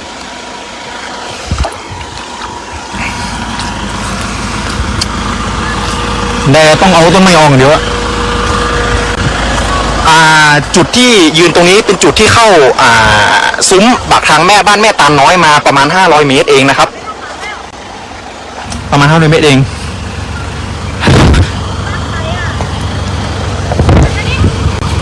ชาวบ้านบอกว่าอยู่ที่นี่30 ปีกำลังมาเจอรอบนี้หนักสุดนะครับร้านก๋วยเตี๋ยวด้วยติดต่อไข่มาได้แล้วแกบ้างซื้อไว้กับติดต่อมาได้โอ้ยนั่งสัญญาณมันดีเนาะนิ่มๆกดแชร์แล้วนะคะทางนั้นเข้ามาได้ประเดี๋ยวนี้คือยืนยันว่าบ้านกระลานี่คือไปทางหลังแล้วมันก็เจอปลาก่อนครับเจอปลาก่อนผู้ภัยสบายอยู่ตอนนี้ปลายังไม่เจอนะครับปลาที่สูญหายมีคนสูญหายครับตอนนี้มีคนสูญหายอ่วมมากครับไฟไม่มีกระแสไฟฟ้าไม่มีแต่สัญญาณโทรศัพท์มือถือนะครับเป็นหน้าบนเลยเข้าไปนะตัวบ้านต้องวิ่งกลับมาตรงไหนก็ทหารก็ไม่พูดจะทำได้ยังไงอะไรอยู่กูแล้วอ่ะโ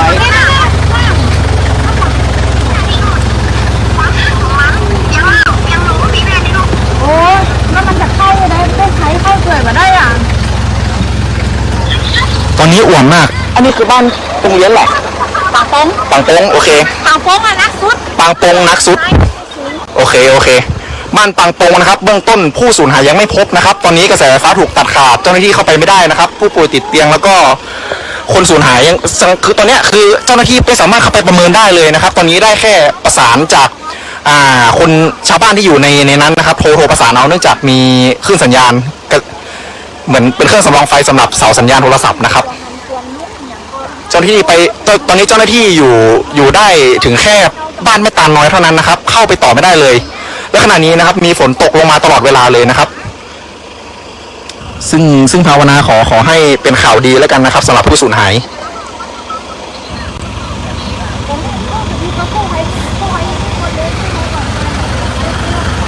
ตอนนี้มืดหมดเลยนะครับด้านในนี่คือจะไม่เห็นอะไรเลยมีแค่สัญญาณโทรศัพท์มือถือนะครับแล้วก็น้ำไม่ลดนะครับตอนนี้น้ำไม่ลดเลยฝนตกไหม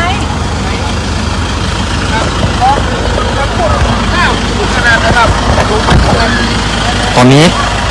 ชุลมุนมากนะครับเนื่องจากกระแสน้ำนี่สูงขึ้นเรื่อยๆนะครับผมกระแสน้ำสูงขึ้นเรื่อยๆนะครับเรายังไม่รู้ผู้คนที่อยู่ในบริเวณหมู่บ้านนะครับว่าจะประสบปัญหายังไงบ้าง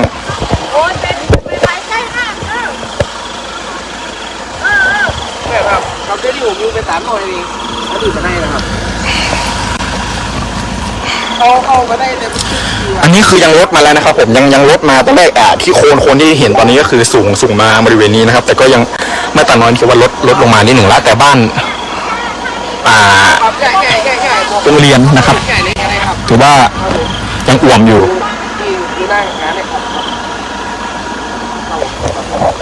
คือตอนนี้เจ้าหน้าที่ไม่สามารถประเมินเขาได้เลยนะครับคือเจ้าหน้าที่ไม่สามารถเข้าไปในที่เกิดเหตุได้เลยเจ้าหน้าที่อยู่ได้แค่ปากทางบ้านแม่ตาน้อยเท่านั้นนะครับ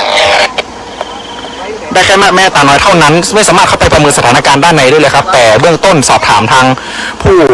ชาวบ้านนะครับบอกว่าข้างในอ่วมประมาณครึ่งหลังแล้วนะครับครึ่งหลังนะครับผมตอนนี้ชาวบ้านก็ขึ้นกันไปชั้น2นะครับครึ่งหลังแล้วก็กระแสน้ำไหลเชี่ยวมากนะครับตอนนี้ก็ขอกำลังเสริมโดยด่วนๆนะครับเข้าทางปากทางศูนย์อนุรักษ์ช้างไทยนะครับประตูทางเข้าแล้วเลี้ยวขวาเนอะถ้าไปทางอื่นเข้าไปได้นะครับคนหายยังไม่เจอครับตอนนี้คนหายยังไม่เจอเจ้าหน้าที่เข้าไปไม่ได้สักคนแม้แต่ผู้ป่วยติดเตียงครับที่เจ้าหน้าที่กู้ชีพโทรแจ้งเจ้าที่กู้ภัยเวียงตาลก็ยังไม่สามารถเข้าไปช่วยเหลือได้นะครับน้ำเชี่ยวมากครับผม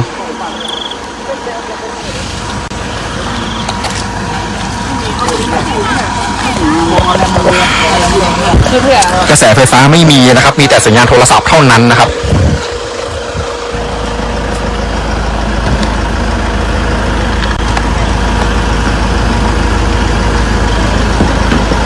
เจ้าหน้าที่ไม่สามารถเข้าไปประเมินสถานการณ์หน้างานได้เลยนะครับตอนนี้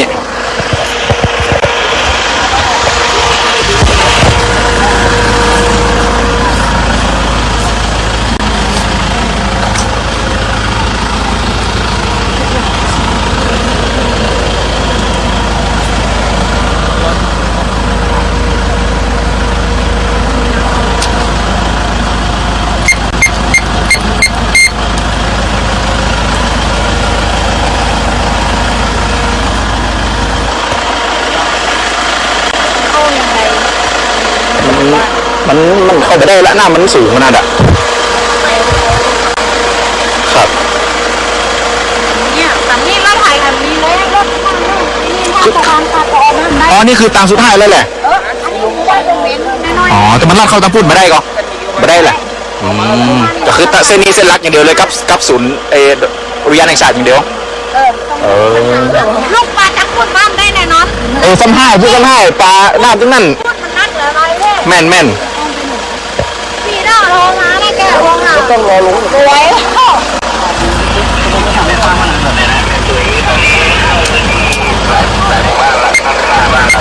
ด้านข้างของพวกนี้นี่ใส่สว่านเลยโอ้โหไม่อ้วมวันนี้อ้วมพื้นที่หลากหลายตอนนี้รับแจ้งว่าบ้านค่านะครับก็มีกระแสน้ำท่วมกันคือตอนเนี้ยหลากหลายพื้นที่อ่วมนะครับตอนนี้แอดมินอยู่บริเวณบ้านแม่ตาลน้อยตำบลเวียงตาลอำเภอห้างฉัตรจังหวัดลำปางนะครับ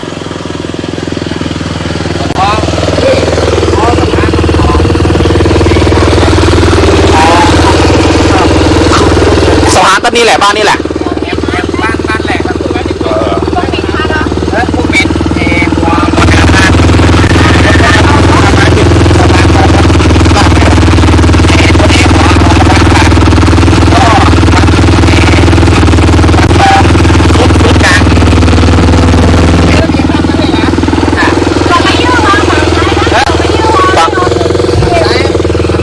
คือเป็นมอเตอร์ไซค์วิบากที่สามารถเข้าไปในสถานที่เกิดเหตุได้นะครับ ตอนนี้อ่วมมากเลย แจ้งเจ้าหน้าที่กู้ภัยที่ดูไลฟ์สดนะครับ เข้ามาทางศูนย์อนุรักษ์ช้างไทยได้เส้นเดียวนะครับผมเส้นอื่นเข้าไม่ได้นะครับ เข้ามาทางเส้นศูนย์อนุรักษ์ช้างไทยเท่านั้นนะครับศูนย์อนุรักษ์ช้างไทยเลี้ยวขวานะครับผมเปิดแมปมาได้เลยเพราะว่าตรงนั้นมีสัญญาณอยู่สามารถนำมาถึงทางได้อยู่ครับบริเวณพื้นที่ดังกล่าวมีสัญญาณโทรศัพท์มือถืออยู่ครับแต่สัญญาณกระแสไฟโดนตัดขาดที่มีสัญญาณโทรศัพท์มือถือได้ก็คือเป็นเครื่องสำรองไฟนะครับของเสาส่งสัญญาณนะครับ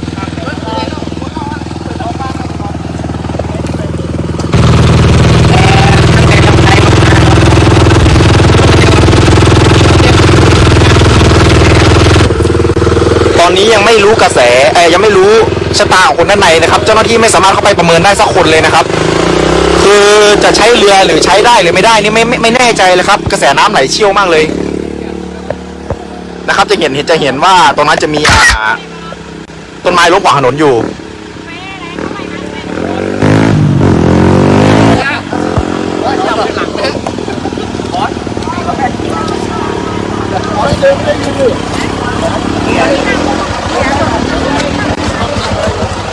มันเป็นน้ำป่านะครับก็คิดว่าน่าจะเข้ามาแป๊บเดียวแล้วก็น่าจะไปแต่ความเสียหายเนี่ยจะทิ้งไว้นะครับ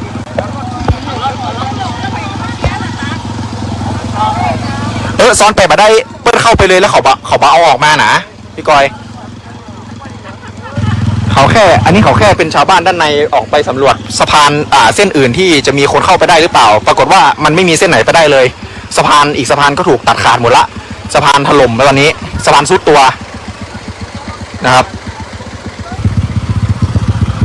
สะพานซุดตัวไม่สามารถเข้าไปทางอื่นได้เลยทางนี้เท่านั้น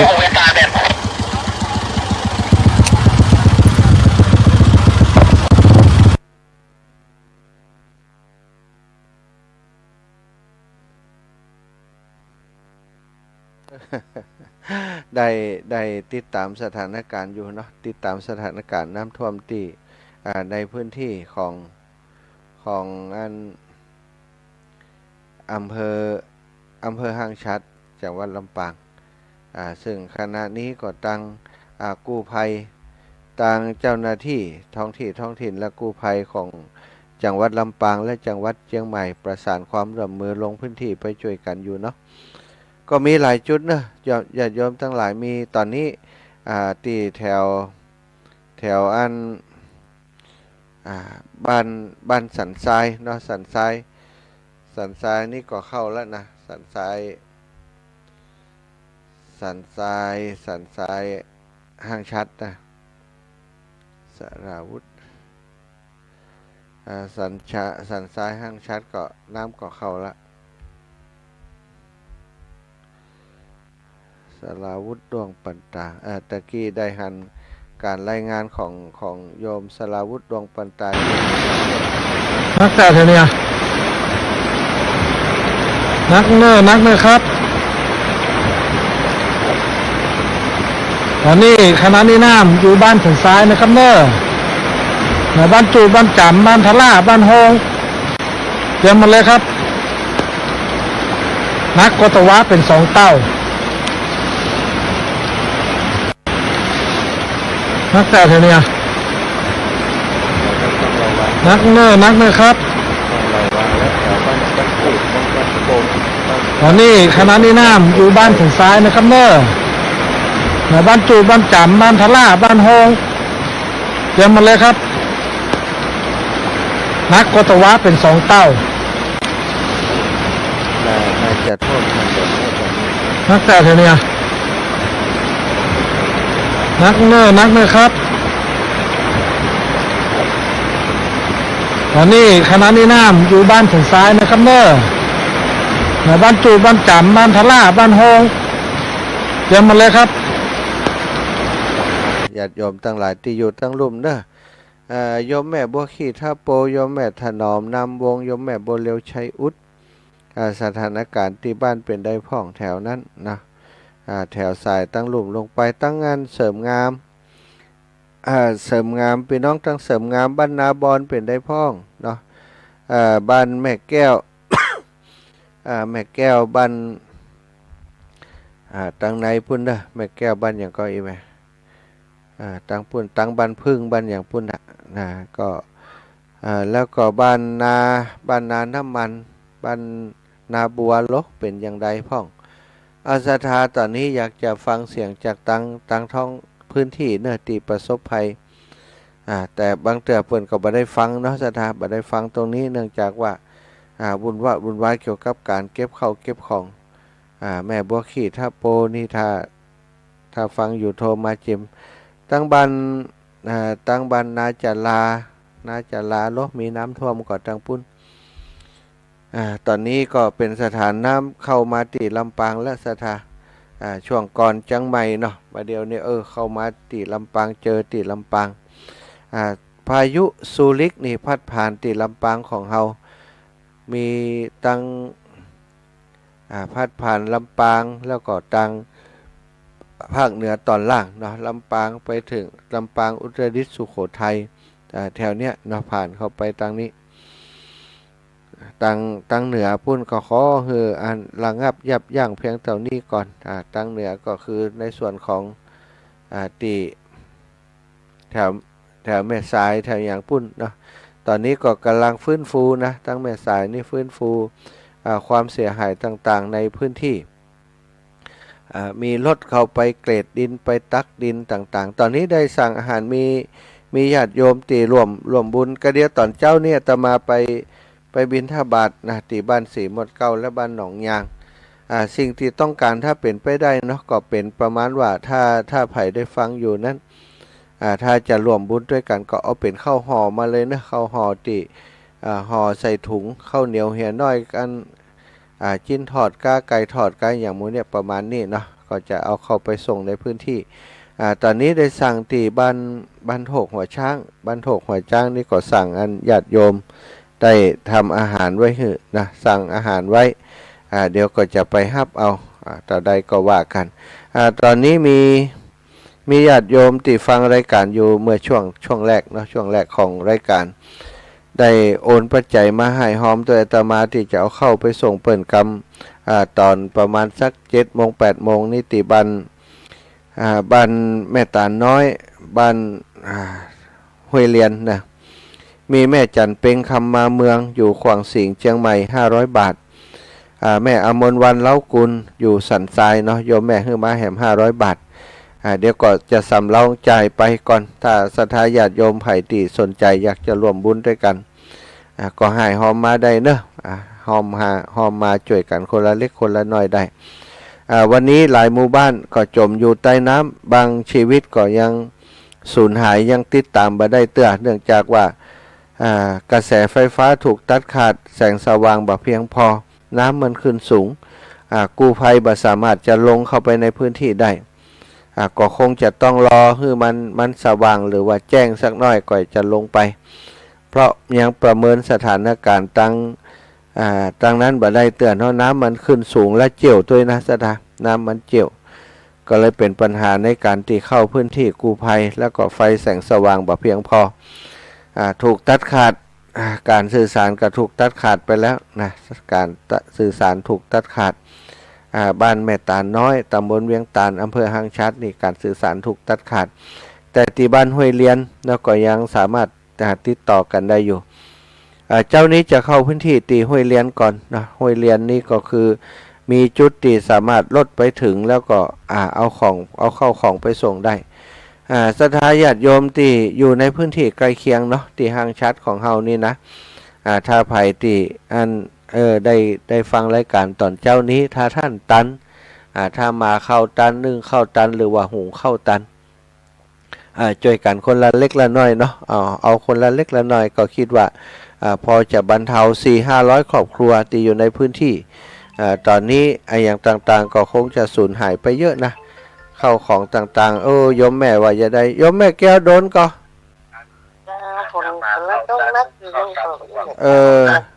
ตกนักแหละอีแม่ต้องระวังนะน้ำเจ้าเพราะว่ามีบ่พอเต็มจะได้แล้วกันห้วยตำปานี่บ่ฮู้เนาะนั่นกะมันเคยท่วมก่อนแถวบ้านเคยท่วมเจ้าปีนี้ท่วมเข้าบ่เป็นหยังก็เดี๋ยวนี้นะตอนนี้นะเจ้าแม่ ตกนักอ่ะ ตกนักก็ระวังเพราะว่าถ้ามันมากำเดียวเองแหม เจ้าห้องว่าทันเจ้า ตั้งเจ้าบ้านตั้งผู้ใหญ่เปิดประกาศให้ระวังก่อน เจ้า ระวังเนาะระวังตอนนี้อันตั้งห้างชาร์จนี่เจอนักแล้วก็มันน้ำมันก็ไหลไปตั้งทิศทางไปทั้งปุ่นอ่ะแม่ เป็นห่วงคนเฒ่าคนแก่เนาะ นะติดอยู่ในบ้านฮะติดอยู่ในบ้านนักก็บอกว่าจะ ที่พระอาจารย์อยู่ไหน ประเดี๋ยวนี้อยู่ที่วัดอยู่เดี๋ยวก็สักออกรายการแล้วก็จะเข้าพื้นที่แม่ เจ้า ออกรายการแล้วจะไป เรียนนะเจ้า เจ้าแม่ เจ้า แม่จะได้ก็มีอย่างเพิ่มเติมก็โทรมาได้นะแม่เนอะ เจ้า ถ้าเกิดน้ำเข้าในบ้านในจองในพื้นที่ก็บอกมาจิมขอบคุณแม่พี่น้องตังบ้านแม่เลี้ยงเนอะบ้านแม่เลี้ยงตะกี้นึกถึงบอกออกแม่แก้วลายแห่บ้านแม่เรียงโยมแม่แก้วลายแห่บ้านแม่เลี้ยงพี่น้องตังเสริมงามเสริมซ้ายเสริมขวาต่างๆที่ฟังรายการอยู่เนาะจุดใดแม่วินนะจลานี่มีก่อฝนตกนักก่อแถวนั้นนะน้ำบาดท่วมก็ได้แต่ว่ารายงานปริมาณฝนมาจิมถ้าฝนตกนักตลอดทั้งคืนคนที่อยู่ข้างๆอยู่ใกล้เคียงก็ต้องระวังกันตะกี้สันทรายเนาะไปที่น้องสลาวุธโยมสลาวุธรายงานมาตะกี้ก็คือที่สันทรายก็ลุ่มไปตั้งเนี่ยนางตัวเมืองห้างชัดเนี่ยสถานเลาะสายน้ำไปน้ำแม่อย่างกระบอกหูเนอะเลาะลงไปตั้งสันทรายตั้งอย่างน้ำเจียวน้ำนี่อยู่ซึ่งน้ำสายนี้ก็จะไหลไปตั้งบ้านจุดบ้านปงบ้านจำเนาะบ้านจำบ้านปงบ้านจำบ้านจุดนะลงไปตั้งปุ่นตั้งกอขานะสถานที่อยู่ตั้งพื้นที่ตามทางน้ำที่จะไหลลงไปก็ขอให้ระมัดระวังเนาะในสถานการณ์อย่างนี้ก็คงจะต้องช่วยกันเท่าที่เขาจะช่วยได้เนาะสถานช่วยเป็นข้าวน้ำโภชนาอาหารไปส่งให้เปิ่นก่อนช่วงเจ้านี้คิดว่าในพื้นที่ก็คงจะช่วยเหลือกันอยู่เหมือนกันตีคำกับข้าวกับปลาอย่างก็คงจะทำอยู่เจริญปอนแม่ เจ้า ย่าอยู่ไหน ท่านเจ้าแม่600นะเจ้า อ๋อได้อย่าตะเกียนมีเปิ่นหอมมาของเราเดี๋ยวตอนนี้สั่งกับข้าวไปเตียนบ้านโถกหัวจ้างเดี๋ยวจะไปเอาอีกไหมเตียนกัดเมฆเขาบอกหู้จักไผบ่ไปอากาศแม่ก็บ่ไปแม่ปาวลีไปนึงเข้าบ่ได้แม่เขาช่วย600แล้วกันแล้วค่อยว่ากันคำ ก็ เนาะ แม่ตะกี้สั่งเขาละสั่งคนที่ทำกับข้าวว่าอันทำเลยแล้วตุลุงจะไปเอาอีเนาะต่อได้ก็ว่ากันจ้าแม่เจ้าสาธุนะยานเด้อ ไม่ดูฮะใจบ่ดีฮะแม่นะบอกว่าคนสูญหายไปหลายรายนะความจริงที่เขาแจ้งได้ใน2รายแต่เขาเข้าไปไม่ถึงแหมหลายรายน่าจะเสียคนที่สูญหายแม่ล่าแม่อย่างฮู้เตียนบ้านแม่ตานเนี่ยแม่ฟังคือตอนแม่ว่าแม่ฟังจัดมินตั้งแต่นั่นแล้วถ้าแม่เปิดวิทยุจะฟังตู้ลุงยองจะฟังท่านนะคะมากลายเป็นอะไรอย่างผมหูแล้วกลายตื่นตาตื่นใจเป็นไงประเดี๋ยวนี้เจ้าตื่นละสาธุนะแม่เนอะอย่าเจ้าฮัลโหลตู้ลุงเจ้าละว่าฮัลโหลตู้ลุงได้การได้ของอย่างพ่องเจ้าฮัลโหลตู้ลุงเจ้าฮับอยู่ละ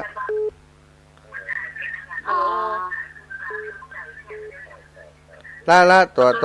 เจ้าฮับอยู่ตู้ลุงฮับอยู่ฮับละ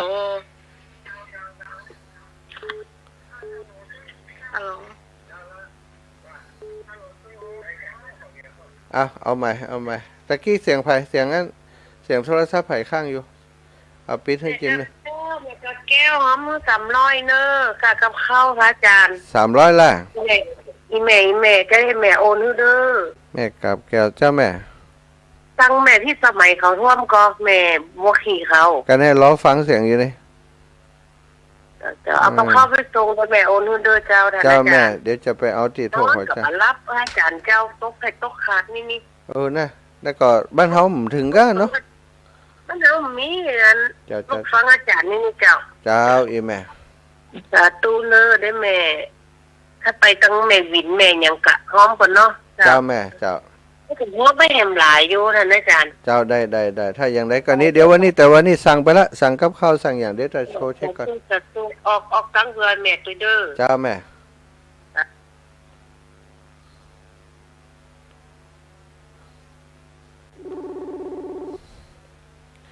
อ้าวอี ฮั ก ลโหล ละ ตุลุงเจ้า ว่า จะเอากี่ชุดขึ้นไปนะ เอา50ขึ้น50ร้อยอย่างได้เลย เอา50ร้อยอย่างนี้แหละ เจ้า จะอย่างพอดีน้องจะได้ไปพอหมูปิ้งเพราะว่ากลัวหมูมันมีน้อยเจ้าทอดบะปอเจ้า โอเคแต่ร้านค้า พอดีน้อง อืม ร้านเดี๋ยวน้องจะได้ไปสั่งร้านค้าต่างค่านี่เจ้า ห้องปิดติ๊กตื่นก็ได้กะ ไอห้องมิติตื่น ตื่น เจ้า ซื้อจิ้นหมูซื้ออย่างไปถอดไปเจ้า เจ้า สาธุเนอะ พอดีน้องพอหมูแล้วมันมีน้อยแกมัน เรา หัวมันแดงก็เลย เจ้าลองพอซ่อซื้อแฮมกันซ่อซื้อ เจ้าเดี๋ยวมัน เจ้า เอาตู้ลุงจะเอาประมาณกี่ชุดแน่เพราะว่า สัก เดี๋ยว สัก จะได้ 200ชุดป่ะกะ 200ชุดอีน้อง เจ้า เจ้า สาธุเจ้า เจริญพรแม่นิตยาฮะ มาบ้านหนองฮาก่อน แวะเอากับเขาได้แม่เดี๋ยวเขาจะไปบิณฑบาตแล้วก็แวะเอากับเขาเลยจะไปส่งให้เพิ่น เจ้า มีอย่างการนี้นะทำเป็นห่อไปเลยนะแม่เนอะถ้าแม่มีนะทำเป็นห่อเป็นนี่ไปถ้ามีอย่างก็เข้านึ่งเหี่ยห่อสักได้สัก10ห่อ20ห่อก็ได้บอกไม่อยากกินด้วยก็ได้ เจ้าแม่จะเอาเข้ามาอยากกินเด้อ เจ้าเขาจะไปหับเอาหันประมาณ7 โมงเกิง8 โมงเนี่ยเนอะเจ้าไผ่เนี่ยตันเนอะสถาไผ่เนี่ยกับข้าวตันก็เอาง่ายๆนะนึ่งข้าวแล้วก็เอาใส่ถุง5ถุง10ถุงก็ได้เนอะเอาใส่ถุงแล้วก็ไผ่มีน้ำพริกก็ใส่น้ำพริกไปเตอร์ถ้ามีก็กินทอดปลาทอดอย่างก็แยะไปเตอร์นอนเล็กๆน้อยๆเอาไปส่งเปิ่นบ่จำเป็นจะต้องทำนักๆกำซาว30นะสัก5ถุง10ถุงนี่ก็พอจ่วยกันได้อย่างไรก็จ่วยกันไปเดี๋ยวจะเฮือนอาตมากับอันโยมเบิ่มจะลงพื้นที่เอาไปส่งให้เปิ่นที่บ้านห้วยเลียนเนอะจะไปดูสถานการณ์กรรมแล้วก็จะไปประเมินโดยว่าน้ำถ่ายอย่างต่างๆน้ำก็จำเป็นนะไผ่มีน้ำก็บริจาคน้ำก็ได้เดี๋ยวก็จะไปหาซื้อน้ำตัวซื้อน้ำไปตัวสัก 40-50 แพ็คเนาะ100 แพ็คแต่ก็บ่มีตังค์ซะถ้า40-50 แพ็คนี่ก็ถ้าจะมีอยู่นี่คือความเดือดร้อนของพี่น้องบ้านเฮาแล้วเนอะลำปางของเฮาพี่น้องตังเชียงใหม่เชียงรายไผก็จะช่วยก็ได้นะช่วยอันแจ้งมาตังนี้ก็ได้เนอะเจริญพรละ เจ้าพระอาจารย์จะมาเอากับข้าวกะ ไปกับเปียนไปบิณฑบาตด้วยแล้วก็เอากับข้าว เดี๋ยวเจ้าจะสั่งน้ำพริกพักหนึ่งของป้าจิตไว้หมดเลยทำอันนะ โอ้ได้กันไปด้วยเอาเข้าหอด้วยแหละ ใจเอาเข้าหอจะต้องหอนักเลยหอหมอกปอกิน1คนเนี่ยเจ้าเดี๋ยวโทรหาป้าใส่ก่อนเจ้ามีหมูปิ้งมีจิ้นปิ้งอย่างก็เหมาได้เดี๋ยวทุลุงจะให้จ้ะสาธุละโยมน้องบุญที่ลาโยธาอยู่อัน4 หมวด 9เนาะอยู่หนองยางเนอะพี่น้องที่ทำกับข้าวขายนะถ้าสามารถทำเป็นชุดมัดไว้ได้ก็อาตมาก็จะไปหับเอานะเตียนจะไปที่บ้านนั้นนี่ก่อนบ้าน4 หมวด 9แล้วก็จะไปที่บ้านนั้นหนองยางเนอะบ้าน4 หมวด 9อีแม่ตื่นหรือยังนี่แม่บัวเย็นจันทบแม่บัวเย็นจันทบนี่อันอย่างก็วิทยุเสียเนี่ยหูเรื่องหูเล้ากันนี่คนอู้กันเรื่องอย่างนี้ไทยจะหูละไทยจะรับอุตุอยู่แม่บัวเย็นจันทบอันจะพอเข้านึ่งพออย่างไปเนาะตอนนี้ตอนนี้มาก็คงจะเป็นเรื่องอาหารเนี่ยสถาพ่อเปิ่นอยู่กันมาตั้งแต่4 ทุ่มจนถึงมาเดียวนี่นะบัดได้รับบัดได้นอนกันถ้าไผ่เซตเจ้าก็จะเอาไปส่งเจ้าหน่อย6 โมงป่าย7 โมงเนาะอีแม่รับแต่รับลึก รับลึกกับรับลึกเหมือนกันนะรับลึกรับลึกเดี๋ยวก็ขอพักสักคำเด้อสัตว์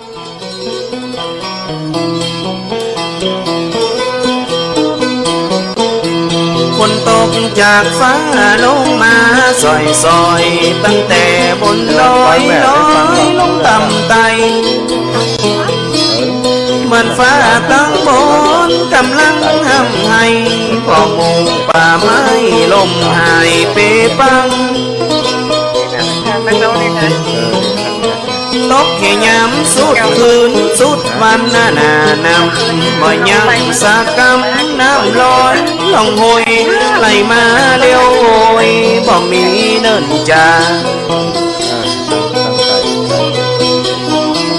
บ่ถึงชั่วโมงน้ำแดงเป็นเปลวมันมากำเดียวเอาในบ่ได้พอตำบลตับเต่าละเมืองเทิงด้านในหัวพุทธนะท่านใดน้ำไหลมาปังพอตั้งน้ำอิงที่บ้านยังป่าตาลน้ำไหลล่องตางเข้าจอเข้าบ้านเอาในบ่อตันมันมาโวยแต่เขตอำเภอเทิงก็น้ำเติมถนนกระแสไหลว่องเต็มบ้านน้ำอิงน้ำเงาน้ำเล่าไหลลำหล่นออกฝั่งน้ำเต็มกลางควงลาดว่าตึงรถนะตึงคนโจที่จากกันเพราะเอาอย่างบัดตันมันไหลลงน้ำดันแสนที่สงสารทรมานใจลำจะถึงไปกุฏิไม่น้อยนะตั้งเขตผู้สร้างน้ำพ่อปังถนนมันจองหูคนน้ำฝนไหลดันเป็นต้องเป็นนาน้ำท่วมน้ำนั้นเสียหายเป้ปังหลายหลังคาเรือนน้ำมันมาเร็วล้ำตึงบ่มีในเหมือนปังบ้านปังเฮือนในนาตากาสมบัติโอคาพอไหลล่องน้ำผู้ทกกะไว้น้ำไหลน้องหลวงตั้งสายเมืองปุ่งก็ขึ้นมาท่วมเชียงม้วนเมืองนั้นเต็มลานล้วนน้ำปีน้ำพวนไหลแตกที่ฟองตั้งดอกคำไตกะน้ำปัดนะเข้าของไหลตัวน้ำนองไปเหี่ยบ่อน้อยมาหอมาคอยมันหายซอยเหี่ยเพอใส่ตังเพียงแก่นกระท่วมนักก็เหมือนกันดอยโปดดอยปังน้ำหลังไหลคอนเอ็นดูเจนล้ำมาตึงปีตึงน้องน้ำท่วมหน้าดองจนมาจูดอนเสียให้กันนักห้องปอหน้ามองเสียเขาเสียของน้ำน้องท่วมบ้านยังมาสงสารในใจให้ลำขอฝากแห่งอกขอฝากแห่งใจถึงผู้เสียหายจากภัยน้ำท่วมหลายที่หลายตั้งตึงเมืองนั่นเจียงมวนเมืองปงขุนควรผู้สร้างเคียงคำเมืองเฮิงขุนตานหัวเวียงแก่นเหมือนกันจากเหตุน้ำปังท่วมจองท่วมบานได้ปนหานน่ะเลี้ยวไว้บ่จาขอเป็นกำลังใจพี่น้องตั้งหลายเอาเสียงซอถวายเป็นกำลังใจเจ้าขอน้ำปัง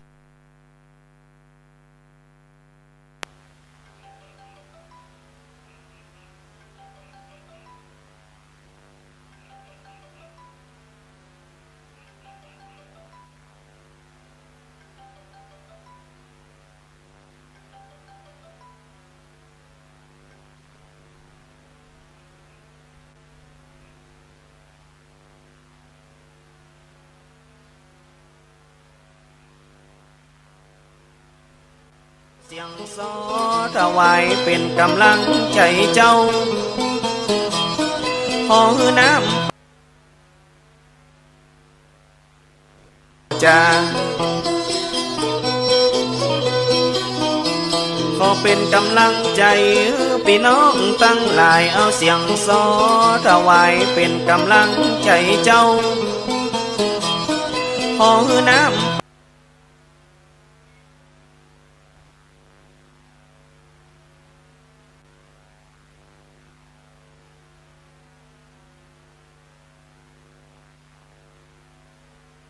จะขอเป็นกำลังใจพี่น้องตั้งหลายเอาเสียงซอถวายเป็นกำลังใจเจ้าขอน้ำจะขอเป็นกำลังใจพี่น้องตั้งหลายเอาเสียงซอถวายเป็นกำลังใจเจ้าขอน้ำ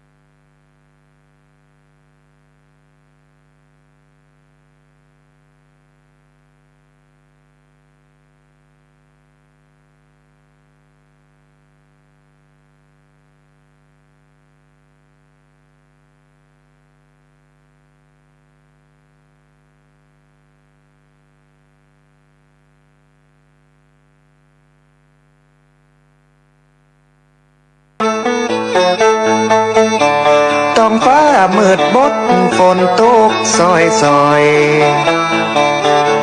เลี้ยวพอผู้ดอยมืดเมยหมอกฟ้า ตอนนี้เราได้ประกาศ ฤดูหน้าฝนมาตกแต่ตกบ่ายาม แม่ กา จันเพ็งคำมาเมืองจากขวางสิงห์ถวายค่าอาหารมา500 บาท แม่อมรวรรณเล้ากุลสันทรายอินสุวรรณลำปาง600 บาท แล้วก็แม่กาบแก้ว4อินแก้ว300 บาทตีวันนี้ก็จะได้สั่งอาหารสั่งอย่างไปแล้ว200 ชุดเนาะชุดหนึ่งก็คงประมาณ20 บาทซะนะ200 ชุดก่อนแล้วก็จะมีน้ำดื่มมีอะไรอย่างไปส่งให้เปิ้นตัวบอกว่าสัญญาณตอนนี้เป็นได้สถาอยู่ทางบ้านโทรมาเดินเลยแม่ครูขอร่วมช่วยผู้ประสบภัยน้ำท่วมลำปางตัวเจ้าน้ำดื่ม500 บาทแม่ครูธัญญาทองอิ่มโอนมาเรียบร้อยแล้วแม่ครูธัญญาน้ำดื่มนะแม่เนาะแม่ครูธัญญายาทองอิ่ม500 บาทตะกี้ได้รับแจ้งจากโยมแม่บ้านนาบัวนาน้ำมันตังปุ้นปลอดภัยดีก็ขอบคุณคนที่แจ้งมาเนอะทุกท่านทุกคนที่ฟังรายการอยู่มีสถานการณ์น้ำท่วมในพื้นที่ของท่านแจ้งมาได้นะตอนนี้ตีบ้านน้ำท่วมเนอะหรือว่าบ่ท่วมก็ได้แต่แจ้งมาบอกว่าสถานการณ์ของท่านปลอดภัยก็จะได้สบายใจเนาะตอนนี้ยังไม่แน่ใจลิงก์รายการลุดไปเนาะแต่ว่าตั้งไลฟ์สดยังอยู่เนอะลิงก์รายการตั้งอันนั้นลุดไปถึงว่าดับปิ้งนะตะกี้ดับปิ้งเอาใหม่วินแอมเป็นอย่างมโหสถามันคอยจะลุดเลย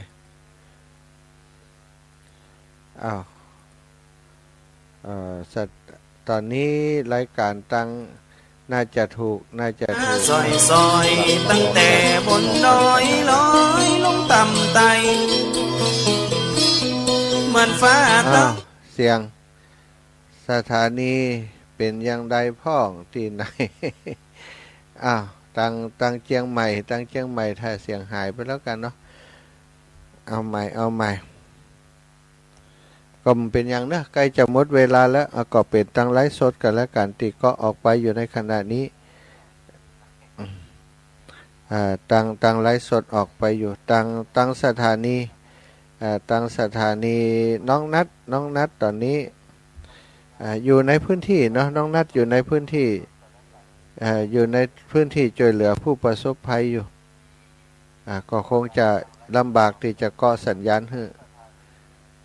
น้องนัทสถาพรสุตาค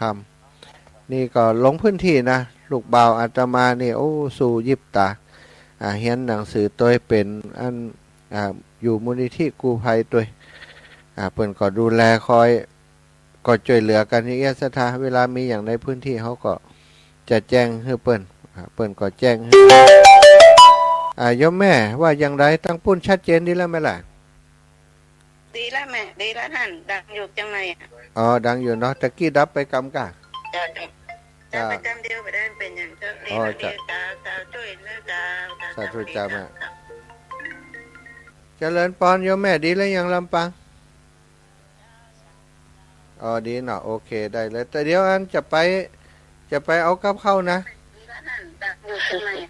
จะไปเอากับข้าวนึ่งข้าวตันก่อนถ้าตันก็เอาใส่ห่อเป็นถุงถ้าแม่ถุงห่อเดี๋ยวนี้ก็สั่งหลายตีกับข้าวกับปลากะว่าเอาไปส่งเปิ่นมันหลายหมู่บ้านนี่แม่เข้าอย่างนะหุงข้าวได้ก็ได้หุงข้าวเอาใส่ถุงไปตึ้งข้าวหุงข้าวอันนึงน่ะกันเนาะได้สัก7 โมงป่ายเนี่ยจะเข้าไปไหมสาธุ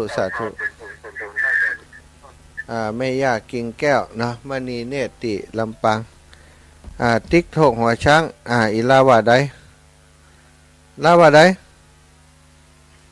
อาจารย์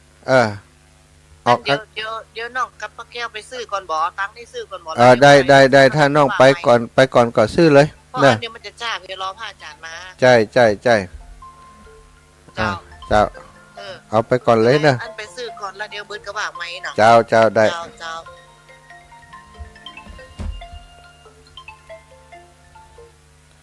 เจริญปอนแม่ เจ้าแม่อันโอนไป1,000 บาทเนอะ โอ้ยสาธุสาธุสาธุขอบคุณแม่คนลูกมด น่ะโอ้ตีหนึ่งอันนี่จุกตื่นนี่อย่างไรหน่อยคงเจ็บจุกตื่นกับเส้นทาง เดี๋ยวนี้เดี๋ยวจะอู้กันกับอาจารย์ผมกำเพราะว่าประเมินสถานการณ์กันติ๊กๆถ้ามันสะดวกก็เอาวันอื่นก็ได้มีปัญหาแต่ตอนนี้มันนั้นในพื้นที่ก็มันน่าจะปัญหานักในพื้นที่ตอนนี้แม่น้ำกำลังเข้าลำปางนักเลยโอ้เจ้าไม่เท่าก็อยู่อันทางชัดนั่นน่ะล่ะอยู่บ้านไหนไปอยู่บ้านไหนก็ต้องถามป่อก็ยังเสาะหาว่าที่อยู่ที่ไหนวะไปแอลหอกันแล้วก็เนาะนี่ตอนนี้ตีเจอนี่ตำบลเวียงตาลบ้านเวียงตาลน้อยถ้าจะหายหลายอยู่อีแมตะกี้นี่แจ้งมา2 รายก็ค้นหามันได้เพราะมันมืดตึกเลยมันเป็นบ้านทำเลยนะบ้านเขาเนี่ยนะใช่มันโอ้ใช่เข้าหากันได้เข้าลงไปจ่วยมันได้มันน้ำสูงแล้วก็เจียวด้วยไหมเนี่ยโทรหาก็จะมาลูกแล้วเจ้าเปิดโทรศัพท์เสียจะเดี๋ยวจะลงพื้นที่กัตอนเจ้านี่ขอเข้าไปดูแต่ตู้แม่เข้าเลยแม่เจ้าแม่จะขอบคุณโยมแม่จงดีเชื่อกันทาโอ้อีแม่อยู่เมืองฝางบุญสถามีน้ำจิตน้ำใจโอนปัจจัยมา 1,000 บาทช่วยผู้ประสบภัยน้ำท่วมที่ลำปางเขาเนาะก็ถ้าย้อยกันก็ได้เนอะสถานรวมกันเอาช่วยกันไทยสามารถไปเองได้ก็ไปเองเนอะบัดต้องผ่านอาตมาก็ได้เพราะว่าพื้นที่มันบักไกลเนาะอย่างบรรจุบรรจำบรรปงอย่างเนี้ยถ้าไปกันได้ก็ช่วยพี่น้องตั้งพูดเหรอแม่ปุ่มเหรอมีน้ำมีสายน้ำที่มันเป็นอันตรายก็แม่คำปันบุญธรรมเขารับปีรับเปียงไอ้แม่ตื่นเดี๋ยวนี้รับอยู่ค่ะแม่คำปันบุญธรรมปอดับท้องรอหารแม่นุดหารฟ้าเลื่อนนี่ตื่นได้ยังตั้งบันแม่ปุ่มหลวงแม่ปุ่มสันติสุขบอกเมื่อวานแถวนั้นเปิดจังมีน้ำท่วมก่อนเนาะน้ำวังก็ขึ้นอย่างต่อเนื่องเหมือนกันนะน้ำวังตอนนี้เขื่อนกิวลมเปิดก็ปล่อยน้ำมาอยู่น้ำยังคงทรงตัวอยู่สูงอยู่นะตั้งเขื่อนตั้งแม่น้ำวังถ้าน้ำชุดนี้ถ้าลักลงมาเพิ่มเติมแหมก็ตั้งใต้ก็ต้องระวังตัวเด้ออีแม่แล้วเป็นได้พ่องบ้านเฮาบ้านเฮานี่มาเป็นอย่างเป็นชักจ้ะเคยเป็นมันเป็นอย่างเจ้าตั้งผู้ข่าวดังทั้งซัดเนาะเจ้านั่นน่ะแต่มันกระตุ้นตกน่ะแต่คืนนี้กระตกน่ะเป็นเจ้านี่ยังไม่เอี้ยนเลยน่ะเจ้าเจ้าก็อู้จากกันถ้าบ้านเฮาไผไปช่วยเปิ้นได้ก็ไปเอากับข้าวกับปลาไปส่งก็ได้เนาะอู้กันเอาเด้อวันนั้นก็อันผู้ใหญ่ต้อมเนาะเจ้าเมื่อเขาก็หอมกันบ้านผู้ใหญ่ต้อมเนี่ยเอาไปตรงพุ่นน่ะแล้วก็ตีอันตีทั้งซัดนี่หมู่หูผู้ใหญ่ต้อมเบิ่นมาว่าจะได้เตียนเนาะมันมาเจ้านี่มันอันตะคืนนี่อยู่มันตอนเจ้านี่ถ้าอย่างใดก็เดี๋ยวนี้เฮาอันของเฮานี่เฮารวบรวมอาหารน่าจะได้สัก 200-300 ห่อจะไปส่งเขาก่อนเจ้านี่นะส่งเนี่ยกะตีอำเภอทั้งซัดเนี่ยกะก็ถ้าเข้าไปห้วยเลี้ยนได้ก็เข้าไปเลยที่บ้านซุปตามบ้านห้วยเป้งเนาะนะจ้ะนั่นก็ตีบ้านอย่างก็อำเภอเวียงตาลเนี่ยกะที่ว่าเด็กทั้งซัดเนี่ยกะใช่แล้วมันเป็นปุ่มนี่มันเป็นอย่างเจ้าโอเคดีละอย่าผู้ใหญ่ต้อมเปิดประกาศก็อย่าไปหอมเปิดเนี่ยเจ้าแม่เปิดเดี๋ยวนายอำเภอเปิดคงจะประกาศทุกหมู่บ้านแจ้งเจ้าหลังเตียนพระมหามาบ้านแม่เนาะได้สัก 4-5 วันเนี่ยประกาศกันเขาก็ไปหอมปักก็ไปหอมกันเนาะดีละแม่น่ะมันท้องถิ่นเป็นก็ช่วยกันอยู่เนาะเจ้าสาธุแม่เจ้าไว้สาเจ้าไปนอนฟังเนี่ยแกนะจมหาได้ยินอยู่กะฮะได้ยินแกว่าบ้านหน่วยปุ่มว่าจะได้เนาะไม่ว่าเดี๋ยวว่าจะโทรไปเหอะก็เดี๋ยวเสียงโทรศัพท์มาแม่ก็สาธุนะแม่เนอะเจ้าเดี๋ยวดูแลกันแม่แก้วบ้านนั้นห้วยเรียนเนาะตะกี้เนาะแม่แก้วลายแฮบ้านห้วยเรียนก็อันบ้านแม่เรียงใบจนห้วยเรียนก็บอกว่าฝนตกนักนะฝนตกนักหลายพื้นที่นะสันทรายห้างชัดนี่ก็